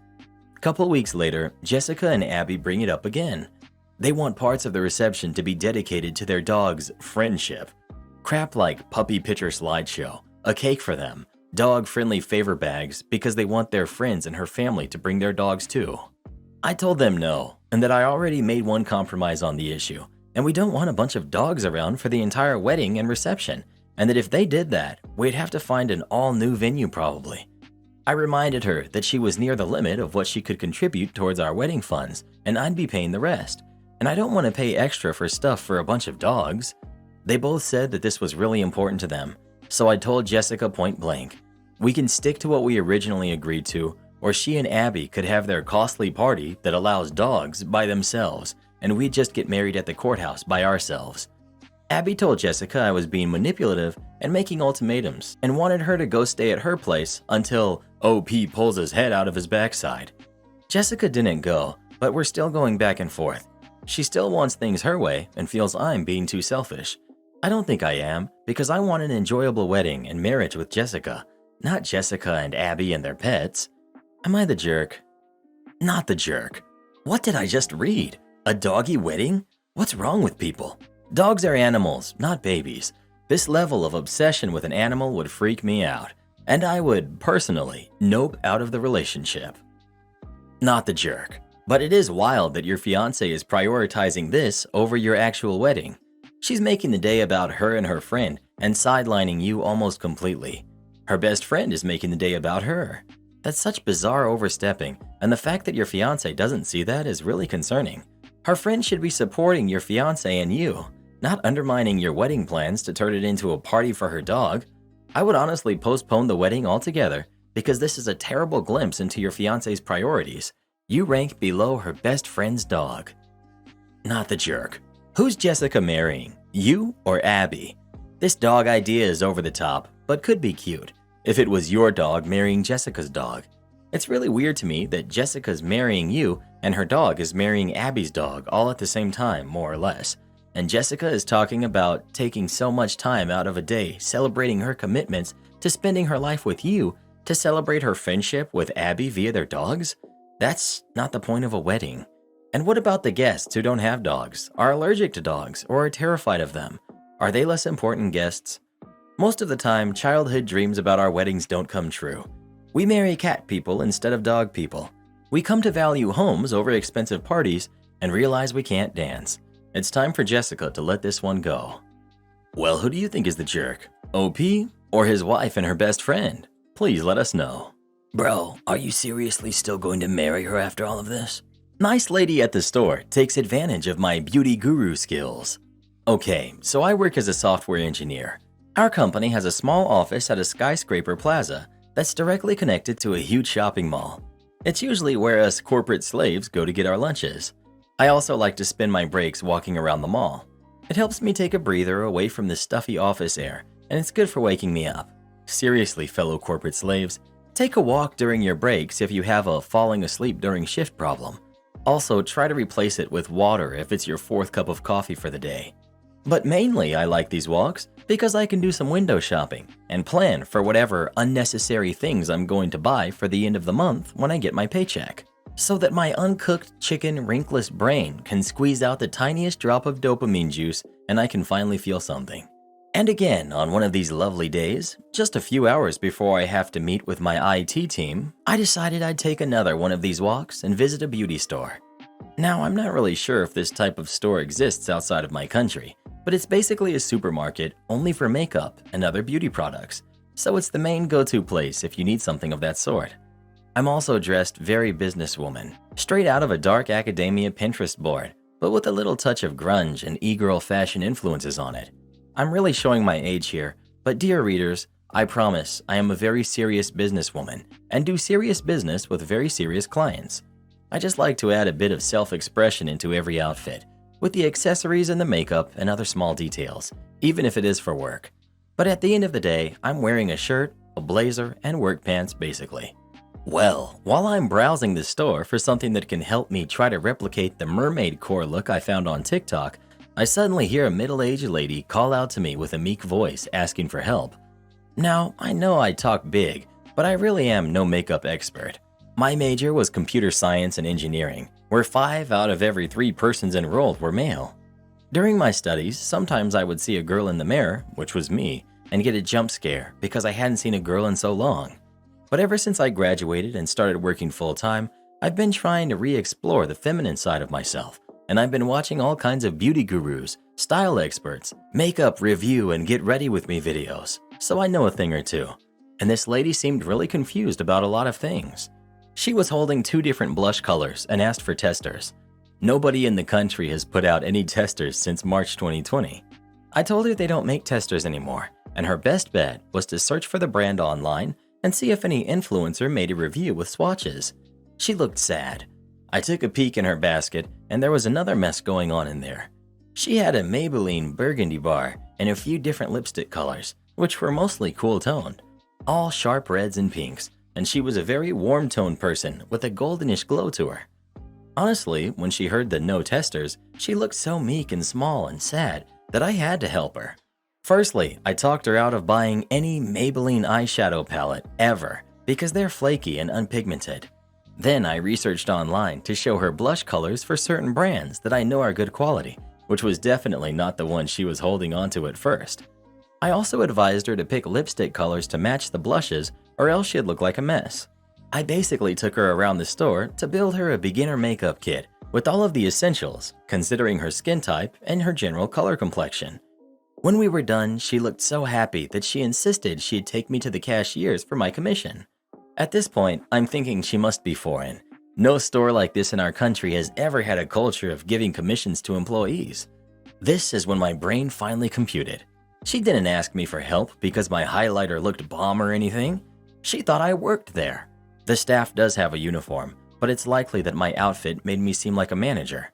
Well, darn. I really don't work here, but by now I'm in too deep and way too embarrassed to tell her. I just mumble something incoherent, and before she can say she couldn't hear me, I duck away. Thankfully, the store was very crowded. Am I the jerk for going to a restaurant she likes, but I don't order food? We were deciding what to eat, and she really wanted to go to this restaurant. I was on board with it, but I'm super picky and had no idea what this restaurant had. We got there, I looked at the menu, and nothing looks even semi-good. For example, all of the sandwiches had wheat bread only, and I hate wheat. Anyway, I let her order her food, and when the lady asked what I wanted, I told her that I wasn't eating. I told my girlfriend I wanted her to enjoy the meal, and I was happy to be there. My girlfriend got so mad, got up and left. I left with her and asked what the big deal was. She insists that I need to be there eating with her. We ended up going somewhere else together, but it irritated me. Am I in the wrong here?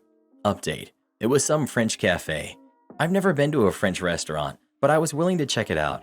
Their menu wasn't very big. I just wanted her to enjoy a nice meal. Update. There was no waitress. We ordered at the counter, and they put the food on our tray. Also, we had been together for 10 months, so I don't think there's much to feel awkward about. Update. I have no allergies. For the most part, I can usually find something to eat at a restaurant, but this French restaurant had nothing worth eating, in my opinion. I didn't Google the menu beforehand because we've never gone to a restaurant that I couldn't find something to eat. This was a lunch, not a dinner. Okay, so I just learned that all bread is made of wheat. We are all smart in different ways. It was some type of whole grain or sourdough. What I meant to say is I only like white bread, but brioche buns are good too. 10 months into the relationship, and we never went to a place where I couldn't find something to eat. This was the first time this happened. Also, I do try new things. I'm not stubborn with it, but usually it's me trying her food because I only order things that I know I will like. I don't like wasting food, nor my money. You're the jerk. Picky eaters are so exhausting. Sharing a dining experience with them is so limiting and seems like half the time they will just want to go to the same limited choices over and over. It's different if someone has dietary restrictions because of medical issues, religion, or they're vegan or vegetarian. Restrictions like that are easy to understand, and there's reasoning behind them, and eating can be planned accordingly. Someone just wanting nuggies and hating on wheat bread is a nightmare. Go try something new. Well, who do you think is the jerk? OP or his girlfriend? Please let us know. Never go to a restaurant that doesn't have nuggies. Wee. Oh, my paper isn't long enough? Okay. So in my junior year, I was taking an art history class on medieval art and architecture. Partway through the course, the professor assigned a paper, and the instructions were that the paper length was to be 5 to 9 pages. I wrote my paper, and it ended up being 5 pages. I said everything I felt was necessary to say in that amount of pages. When I got the paper back, I received an A-. Now, I'm not usually the type to complain about an A-, but in this case, I knew I wrote a strong paper. I was an art history major, and at this point, I was 3 years into my program. So I had a buttload of art history classes under my belt, and I knew when I produced a good art history paper. So I really wanted to hear why I got the minus instead of a straight A. I went to the professor's office to ask why he graded it as such. Yes, he was quite amused someone was complaining about an A minus. I didn't give a hoot. I wanted to know why he took off points and what he thought could have been improved. He hemmed and hawed for a few minutes because there wasn't anything wrong with my paper, and finally he said, "Well, it could have been longer." I said, "The prompt said 5 to 9 pages, and I was within that range." He replied, "It could have been longer." Okay then. Next paper that came around was the term research paper, and this time the prompt said at least 15 pages. Cue malicious compliance. I worked my butt off writing this research paper, and out of pure spite, I made this dude read no less than 29 pages about some stupid medieval church. Now I had written papers this long before, and a year later when I wrote my honors thesis, it was nearly 4 times that length. But for this particular topic, I was really stretching it. The verbosity was a bit ridiculous. A week or two later, he returned the paper A+ grade.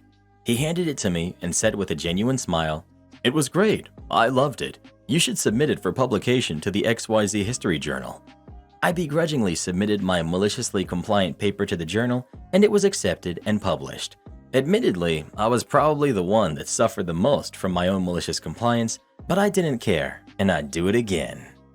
Am I the jerk for telling my husband to get rid of our son's dog? I've been terrified of dogs since I was young. My husband knew, but I don't think he realized how bad it was until recently.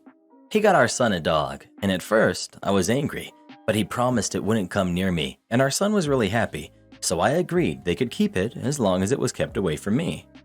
For 2 months it was fine, and I barely thought about the dog being so close, but a few days ago, the dog came inside and it freaked me out. I told my husband he had to get rid of it now, since he broke his promise, and I didn't trust him to keep it away from me anymore. My husband doesn't want to get rid of it because our son is very attached to it already, and the dog is harmless according to him. He wants me to let him take me around the dog so that I'll stop being so scared of it, but I refused and told him it has to go. We argued, and he told me that if I wanted it gone, I would have to take it myself. My in-laws came to visit yesterday, and my mother-in-law asked me if something had happened between us because I'm still angry at him and she noticed. I told her about the dog, and she told him off and said she taught him better than to traumatize his pregnant wife. Now my husband is upset at me because he thinks I only told his parents to force him to do what I wanted and that our son wouldn't be okay if we got rid of the dog now. Am I the jerk? Everyone sucks here. If your phobia is that bad and you are unwilling to address it, you should never have allowed a dog to stay even one night. Your husband never should have gotten the dog without your consent. And the breeder or rescue never should have allowed him to have a dog without knowing all adults in the home were on board. Now your son and a dog will be hurt because of your collective actions.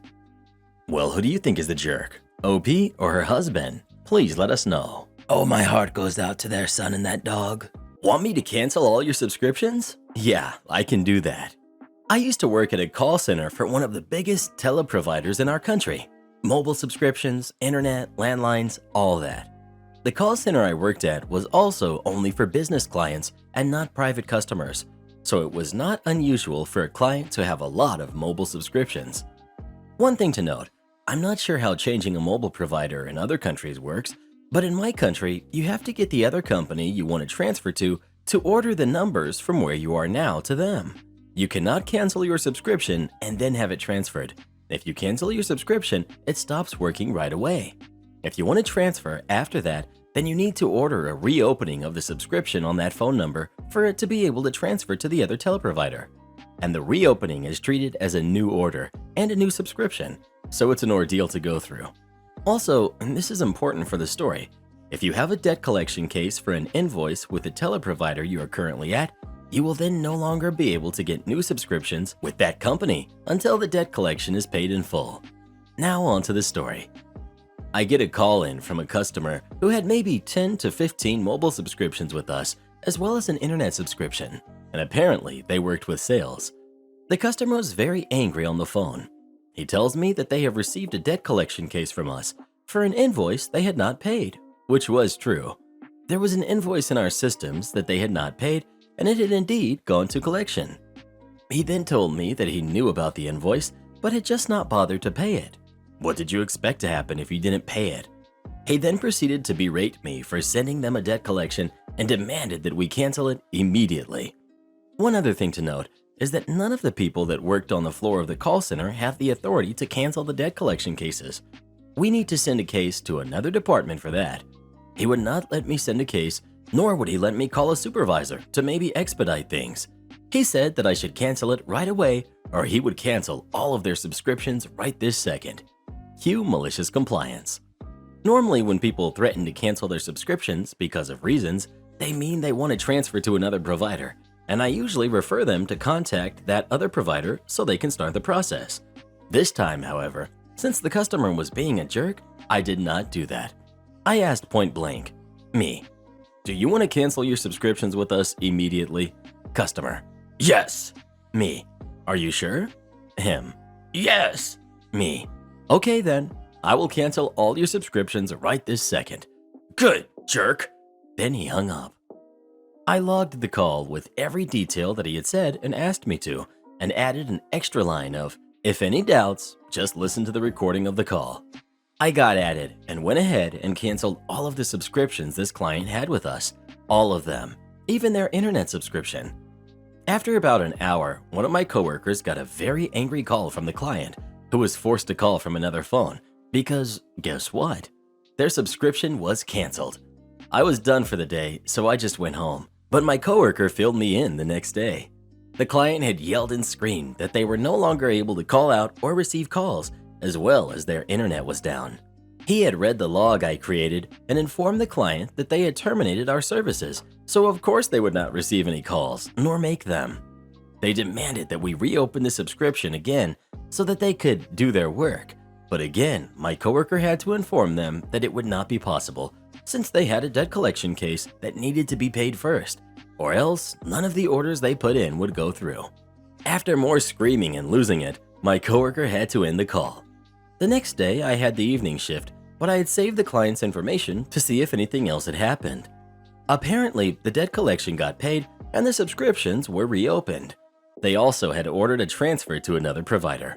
I have no idea how much money was lost, but for a sales team to not be able to work for over 24 hours, I can only guess that it was a lot. Also, as a cherry on top of things, they were in a contract period with us, which means that they get a small discount on their subscriptions if they are with us for a set period of time.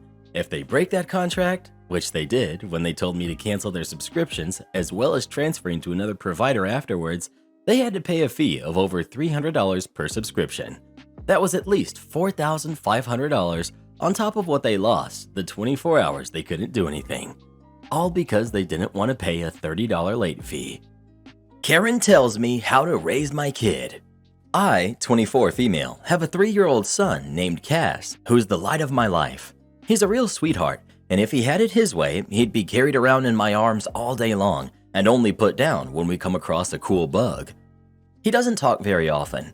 It's something that I was worried about in the beginning because as a young mom, I worried about almost everything. But the pediatrician told me that he'll likely become more talkative over time. I'm currently looking into speech therapists just to see if that will help a bit, and we're currently learning sign language too, so Cass can switch to that when he doesn't feel like using his voice. He's such a smart kid, and he's so curious about everything. All he ever wants to do is explore and learn about new things. I'm so proud of him, and I love being his mom and getting to see the world through his eyes. My mom, 50 female, doesn't like the approach I've taken to my son's tendency to not speak very often. There have been a few times where he'll clearly be asking for something and she'll refuse because he isn't using his voice. It's one of the main reasons why I never ask her to babysit, because it bothers me when she does that and I stop it every time. We were all at a restaurant with my stepdad, 55 male, my stepbrother, 30 male, his wife, who's 30, and their son, James, who's 4. When it came time to order, I read some options out to Cass, and he signed yes for the meal he wanted. James spoke to the waiter on his own. When the waiter walked away, my mom got upset with me. She said that because I'm the parent, I need to tell Cass to get over his stubborn attitude about speaking, and that his refusal to do so is ridiculous. My stepdad then expressed concerns about the fact that James was saying full sentences by 2 years old, but Cass is 3, and he'd only ever heard him say about 5 words. I told them both that I didn't appreciate them trying to have that conversation with me in front of Cass and at a family lunch, but then my mom said that if Cass had an issue, he should use his voice to tell them that, instead of relying on me to do it for him.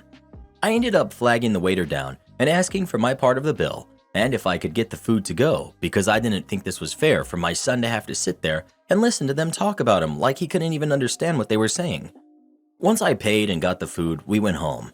My mom texted me later saying that I'm doing my son a disservice by not making him speak, that it was rude of me to leave lunch like that just because I didn't like the way the conversation was going, and that it speaks to my immaturity. Truthfully, if I had pushed him to do it, I know he would have verbalized what he wanted, but he clearly felt more comfortable signing, so I didn't feel the need to do that. Regardless, was it an immature/jerk move to leave like that? Edit. Cass is fully capable of speaking. He has said a full sentence before. He just doesn't talk very often, and especially not in front of other people or in public. Like I said, I've spoken to his pediatrician. I'm currently looking for speech therapists, and I've been thinking about getting him assessed for a while now. I'll just have to bring it up to the doctor. Cass uses sign. He has vocab cards and flashcards, and he already knows how to spell all of his favorite words. We work on his words all the time. It's one of his favorite things to do. No, the biological dad isn't involved. It's just Cass and me. Edit 2. I don't mean to sound offensive or anything, but please read the first edit before telling me what I should be doing for my son. I've spoken to his doctor multiple times. I'm looking for a speech therapist. I've been looking into getting him assessed. I offer him multiple different methods of communication. I encourage him to speak when I know he's comfortable to do so. Also, he knows more than 5 words. My stepfather just stated that he's only ever heard Cass say about 5 words. Cass has a large vocabulary. He just doesn't verbalize it often. Absolutely not the jerk. I have a kid who's on the autism spectrum and has selective mutism. The situations you are describing sound so familiar to me, and the absolute worst thing you can do is try to push the issue and force them to talk. Not only will it not work, it can make the issue worse. You're doing right by your child. Your mother is being an ignorant jerk. OP. I've actually been thinking about getting him evaluated. If he is on the spectrum, I want to be able to accommodate him in whatever ways he might need, and learn as much as I can to make things easier for him. It's definitely worth considering getting him assessed. Maybe it isn't autism, but if you go through the process, then at least you will know and maybe gain a better idea of what's going on and how best to support your son. Sign language is a great tool to use to assist in communication when they're unable to find words, regardless of any potential underlying concerns. It sounds like you're doing a great job as a parent. Not the jerk. You're an excellent mom. Your mom, however, is a total jerk. You're already a better mom than you ever had. You're a rock star for not taking their manipulation and judgment. Not the jerk. This is why I went no contact with my parents. They never stopped telling me how I should be raising my kids. The way I see it, if French fries and chicken nuggets is all they want to eat, then just let them eat it. At least they're eating something. I couldn't stand being forced to eat steak and veggies growing up, so I would never make my kids eat it. My boomer parents flipped out about the language my kids used. What am I supposed to do? Take their phones away so they can't learn certain words that might upset people? Same thing with bedtime. I hated having to go to bed at a certain time, so I decided early on my kids would go to sleep when they chose to. They still usually go to sleep by midnight, which is when I go to sleep too. I homeschool all of them in a natural way, so we wake up when our bodies tell us to, which is usually at about 11ish, and then we go for our morning walk in the woods. I don't teach them math and science, but I teach them the natural ways of life. The way I see it, I never actually used any of the crap they taught me in school, so I don't waste time teaching my kids any of it either. I teach them about plants and animals, love and light, what our roles are as light workers, and how it's up to us to light the path for all of the fools like my parents who are lost in the darkness. My parents will never get to have a relationship with my kids because their outdated beliefs make them monsters in my eyes, and I want nothing to do with them. There's a reason my kids need so much therapy, and it's not because of how I've raised them. It's the darkness that surrounds us. But as a light worker, I will never surrender. Well, who do you agree with? OP or Grandma? Please let us know. Am I the jerk for uninviting my sister-in-law and mother-in-law from everything? I'm 7 months pregnant with my first kid. The baby is also the first grandchild and nephew of my husband's family, which everyone is excited about.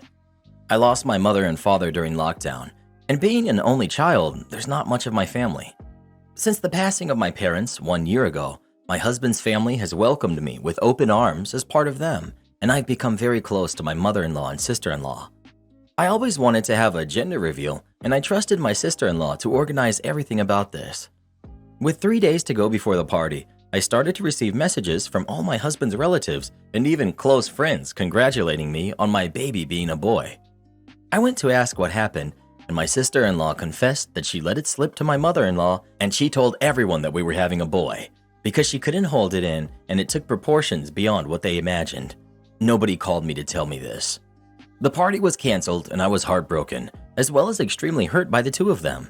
Usually they accompanied me to the ultrasound, shopping for the baby's room, and my mother-in-law would stay at the time of delivery.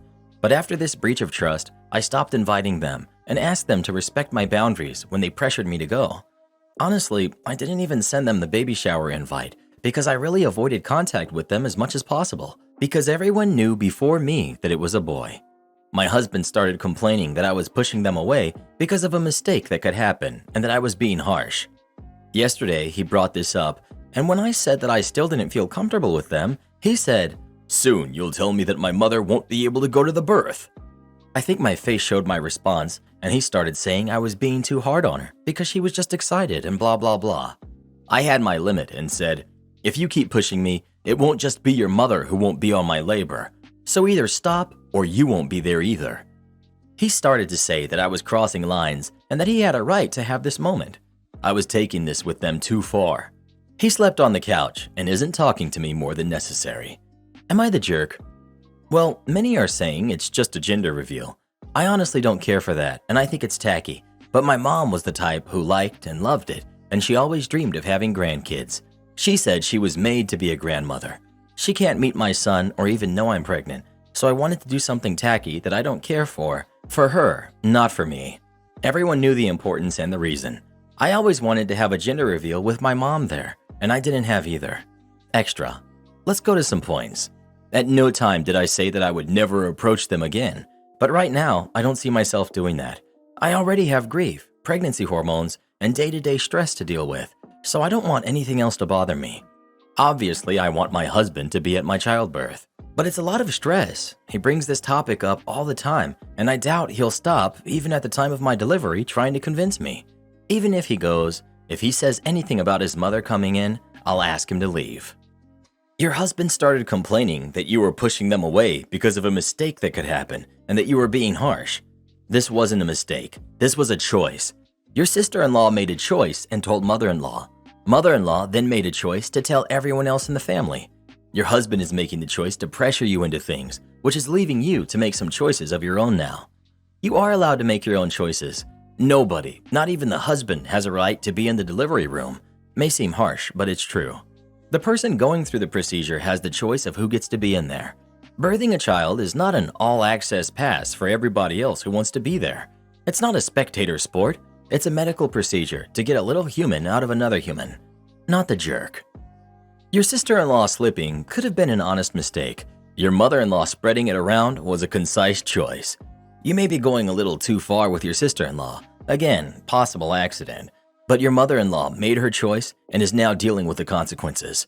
Not the jerk. OP. About the slip-up, that's okay. But from what I understand, it happened the night before, and at no time did she come to talk to me about what had happened. I found out from others the gender of my baby, and I went after her to ask. If she'd let it slip and called me to let me know sometime after what she did, I wouldn't have been so upset. I think anyone would be upset. You can't unring a bell. You're still grieving your parents. You are happy and sad at the same time. It's confusing. I got pregnant with my son within a month of my father passing from lockdown. Baby is almost 1.5 now and he's so amazing. I still get heartache though about my dad not being here and not meeting him. So the gender reveal was special to you because you were doing it in a way to connect with your mother. Tell mother-in-law and sister-in-law, I'm grieving my parents. I miss them so much and it's hard knowing they'll never see me as a mother and never know the baby. The only reason I wanted a gender reveal is because it's something my mother would have loved and you ruined it. It hurts because I'll never get it back and my chance to feel close to my mom is gone. I need some space. I hope I can feel the same closeness to you as I did before this happened. That's what I want, and I want my baby to have a life with extended family in it. I'm not ready. I'm so sad. This is how I feel. Please, let's stop talking about it. Please stop talking to husband about it. I need his support. I'll reach out when I'm ready, but for now, I need to handle things on my own. I failed 27 out of 31 students for not taking a quiz. I teach a math class in 8th grade. Because the classroom is really small and there are so many people, they sometimes are a bit loud. But that's okay, and I try to give my best to accommodate them to be most comfortable. Wednesday, they were really loud, and I announced an online quiz because we did not come to the point to do it in class. I also stated that I would upload it on Thursday and it would be due on Friday at 6 p.m. It's not much, 10 questions, just to see where everyone is at, but it is graded. I repeated myself twice that it was mandatory and graded, and they did not listen apparently. I uploaded the quiz and 4 people actually took it. They received feedback and their grade. The rest did not take the quiz, so I gave them all a 0 today. In less than 15 minutes, the first student mailed me that I could not just fail him. A few students joined in complaining about the 0. Some of them apologized for not turning it in. Then a mother emailed me, how could I fail her precious daughter? And that if 27 people failed, it would mean my quiz was too hard and I would be a jerk to fail them all. Until now, I did not respond to any of these emails because then they would expect me to answer everybody. I'll do this on Monday. But I'm wondering, am I the jerk for failing them? Maybe for information, it's maybe 1% of their grade. Edit, because I realized I need to clarify something. They were allowed the entire period. Normally, this is not the case. I don't know what was different this day. This caused us to be slower than I planned and not being able to test where everybody stood on the topic. So at the end of the lesson, I told them that this quiz was being uploaded and that they would have to take it. They were not especially loud then, but some were distracted with packing their things and stuff. Edit too, because someone said it was important. It was written on the board. It was written in the class book. There's all this stuff written down and means of tasks and topics from their classes. Update. I just got another email from the same mother asking why I did not reply to her email since she wrote the first email a few hours ago. I love parents. Last edit. Because I can't answer every single comment, thank you all for your judgments. While there were many helpful and respectful comments with constructive feedback, I'm really shocked that people insult me as a person for an action I post here. I do not talk about the "you're the jerk" judgments. I take them. I talk about the ones telling me that I'm a horrible person, a bad teacher, or even insinuating that I'm mentally sick, via comments and via private messages. Maybe think before insulting someone for one single action without knowing what else happens in my classes and life. Now to the quiz. They knew how to do it. They did it often before. They won't fail the whole class because of it. Also, I'm not responsible for telling their parents to remind them of a quiz. They're old enough to remind themselves. Many suggested that they could retake the quiz. They can, but not for full credit and not in class. I'll tell them on Monday, and it will be due Wednesday morning at 8 a.m., also online. As it is a simple 10-question multiple-choice test you can do in 10 minutes on your phone, that is more than enough time. Also, an update on the mother emailing me twice. I got an email from her daughter telling me how she was sorry that her mom messaged me as she panicked, as her mom saw a 0 and told her that the quiz was too hard because she forgot about the quiz and therefore did not take it. Edit. The insults continue, and so does the teaching advice from some people here, again in private and in the post. To make it clear to you, I accept every single "you're the jerk" statement as everyone is entitled to their own opinion. But I do not need your advice on classroom management, my teaching skills, or my personality for asking a judgment of one specific situation. The situation is this one quiz, not my general teaching, because you don't know my teaching style, as you only got told this one single situation. Also, yes, I get it. This post has language errors. Surprise, I am no native English speaker, as I stated before. Teacher here. Let the 0 stand, or you're teaching them that refusing to work and then complaining about it is acceptable. Give them an in-class assignment that is 1, basically the same thing, and 2, worth enough points that it brings up their averages. You could even give them the exact same thing, and the kids who did it the first time get a double benefit since they already got the points and the feedback. Not the jerk. They're in school to learn more than math. This is a teachable moment. Not the jerk. Professor here. Please let the 0 stand. Otherwise, they learn that they can bully their way through a class. If it was on the board, you announced it, and several students completed the quiz, they had sufficient notice. As another teacher, it sounds like we need some better classroom management skills, my man. I understand that middle school can be tough, But you gotta have high expectations for them and set limits. If these knuckleheads can't follow directions, you're just in your right to fail them. Well, what do you think? Should OP let the zeros stand or not? Please let us know. I could never stand it when all the other kids kept talking real loud and I couldn't hear the teacher. The classes I enjoyed the most were the ones where the teachers didn't allow that kind of stuff to happen. Call me crazy, but the strict teachers were my favorite ones. The ones where when you're talking and you're not supposed to be, they'll just stop whatever they're doing and stare at you until you stop. My dad's cousin's ex. Let me tell you a story about my dad's cousin. She's in her late 70s, early 80s. Well, she was married to a super high up of some company. They had 2 kids, but had a wonderful prenup. It was ironclad, where if they divorced, she got nothing but what was acquired during marriage, and he paid child support. If she cheated, she forfeits everything but child support. If he cheated, he had to pay her alimony and child support until she got remarried. No matter what she made, it was set that she got $5,000 a month alimony. After the kids were 18, her alimony went down to $2,500 a month if she still was unmarried. The man was loaded. Well, he cheated and she got proof. Actually, his boss caught him and liked her, so he told her, even testified to it. Plus, he didn't deny it in court. He was having an affair with his young secretary. So she got alimony and child support.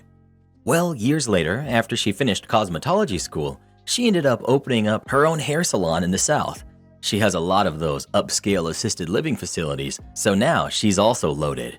She drives a super cute red convertible Mercedes. Well, they divorced when she was 30. She still has never remarried. He's still paying alimony.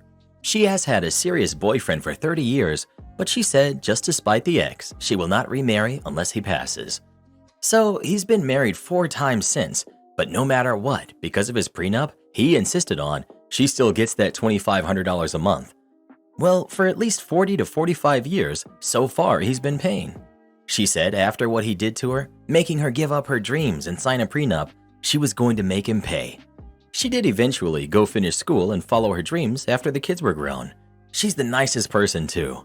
His other wives were nowhere near as nice. He made sure his prenup granted them nothing but child support. Also, her boyfriend and her don't live together, but they have been neighbors for years. They both want their own space. He also has his own money. She doesn't even need her ex's money and just puts it in an account for her grandkids' college. She also likes to donate some to women's shelters. She donates it in his name so he gets notifications or notes that money was donated in his name. She says the day he passes, she and her boyfriend will go to the courthouse. Everyone in the family knows, and every time we see her, my father laughs and says, "So, the ex is still alive and paying?" Am I the jerk for telling my kids to borrow money from their sister, not me? I have 4 kids. Carmen, who's 32, Elisa, who's 28, Michael, who's 26, and Andrew, 21. Carmen and Michael are both lower middle class. Carmen is a single mom of 2 and works as a nurse. Michael and his wife are teachers and are expecting their first kid. Carmen makes $100,000 a year. Michael and his wife make a little over $100,000 combined, and we live in California near the Bay Area, where $100,000 is considered low income. Elisa is a nanny for an extremely rich family. I don't know if she's considered live-in because she lives in a separate house but on the same property. She makes $250,000 per year plus bonuses, doesn't pay for rent or utilities, rarely buys groceries because she always eats with the family. They bought her a brand new car. They pay for her gas, maintenance, all of her medical, dental, vision, etc. is 100% paid for by the family. They even pay for her gym membership and her vacations. She's worked for them for 2 years now and recently bought a rental building in cash. Needless to say, she's doing very well for herself. Michael and Andrew just asked me for money. Michael needs $30,000 for part of a down payment for a townhouse, and Andrew wants $10,000 so he can graduate with no debt. I told them to ask Elisa for money, not me, and that she could easily afford to help them out. Elisa called me the other day, asking what I said to her brothers because now they're both asking her for money. I told her what I told them, and she yelled at me for volunteering her to help with her brother's expenses. I told her that I never said she would help them, I just said that she easily could. She said she doesn't feel comfortable loaning money to family because she doesn't want to risk their relationship if they don't pay her back. I told her it shouldn't be a big deal if they don't pay her back because we know her Christmas bonus will be close to double what her brothers want. Plus, if she says no, She could potentially risk her relationship with her brothers because she can afford it. She hung up on me and hasn't spoken to me since, so I wanted to know if I was the jerk. You're the jerk. You basically reviewed your daughter's finances and deemed that she can afford to give thousands of dollars to your kids without even speaking to her. You could have simply said no to your sons. Instead, you created family drama among your kids. If I was her, I wouldn't share any of my business with you ever again. You seem to hold her success against her. She worked her butt off and made sacrifices to plan for her future. Working with wealthy people is exhausting. They are demanding and fickle. Kids are work too. Ugh. You're the jerk. Beyond what everyone else has said, being a nanny is by definition a time-limited job. The kids grow out of needing that level of care. The employer's circumstances change. Elisa may never again be so fortunate. She's wisely investing in the rental property and preparing for her own future. Well, what do you think? Is OP the jerk or not? Please let us know. Never tell anyone how much money you make, especially your friends and family. Do this next. Tap here on your screen to come see our new podcast playlist, where you'll find thousands of hours of the best stories you've ever heard. Or tap the one on the right. That episode is specifically just for you, based on other videos you've enjoyed the most.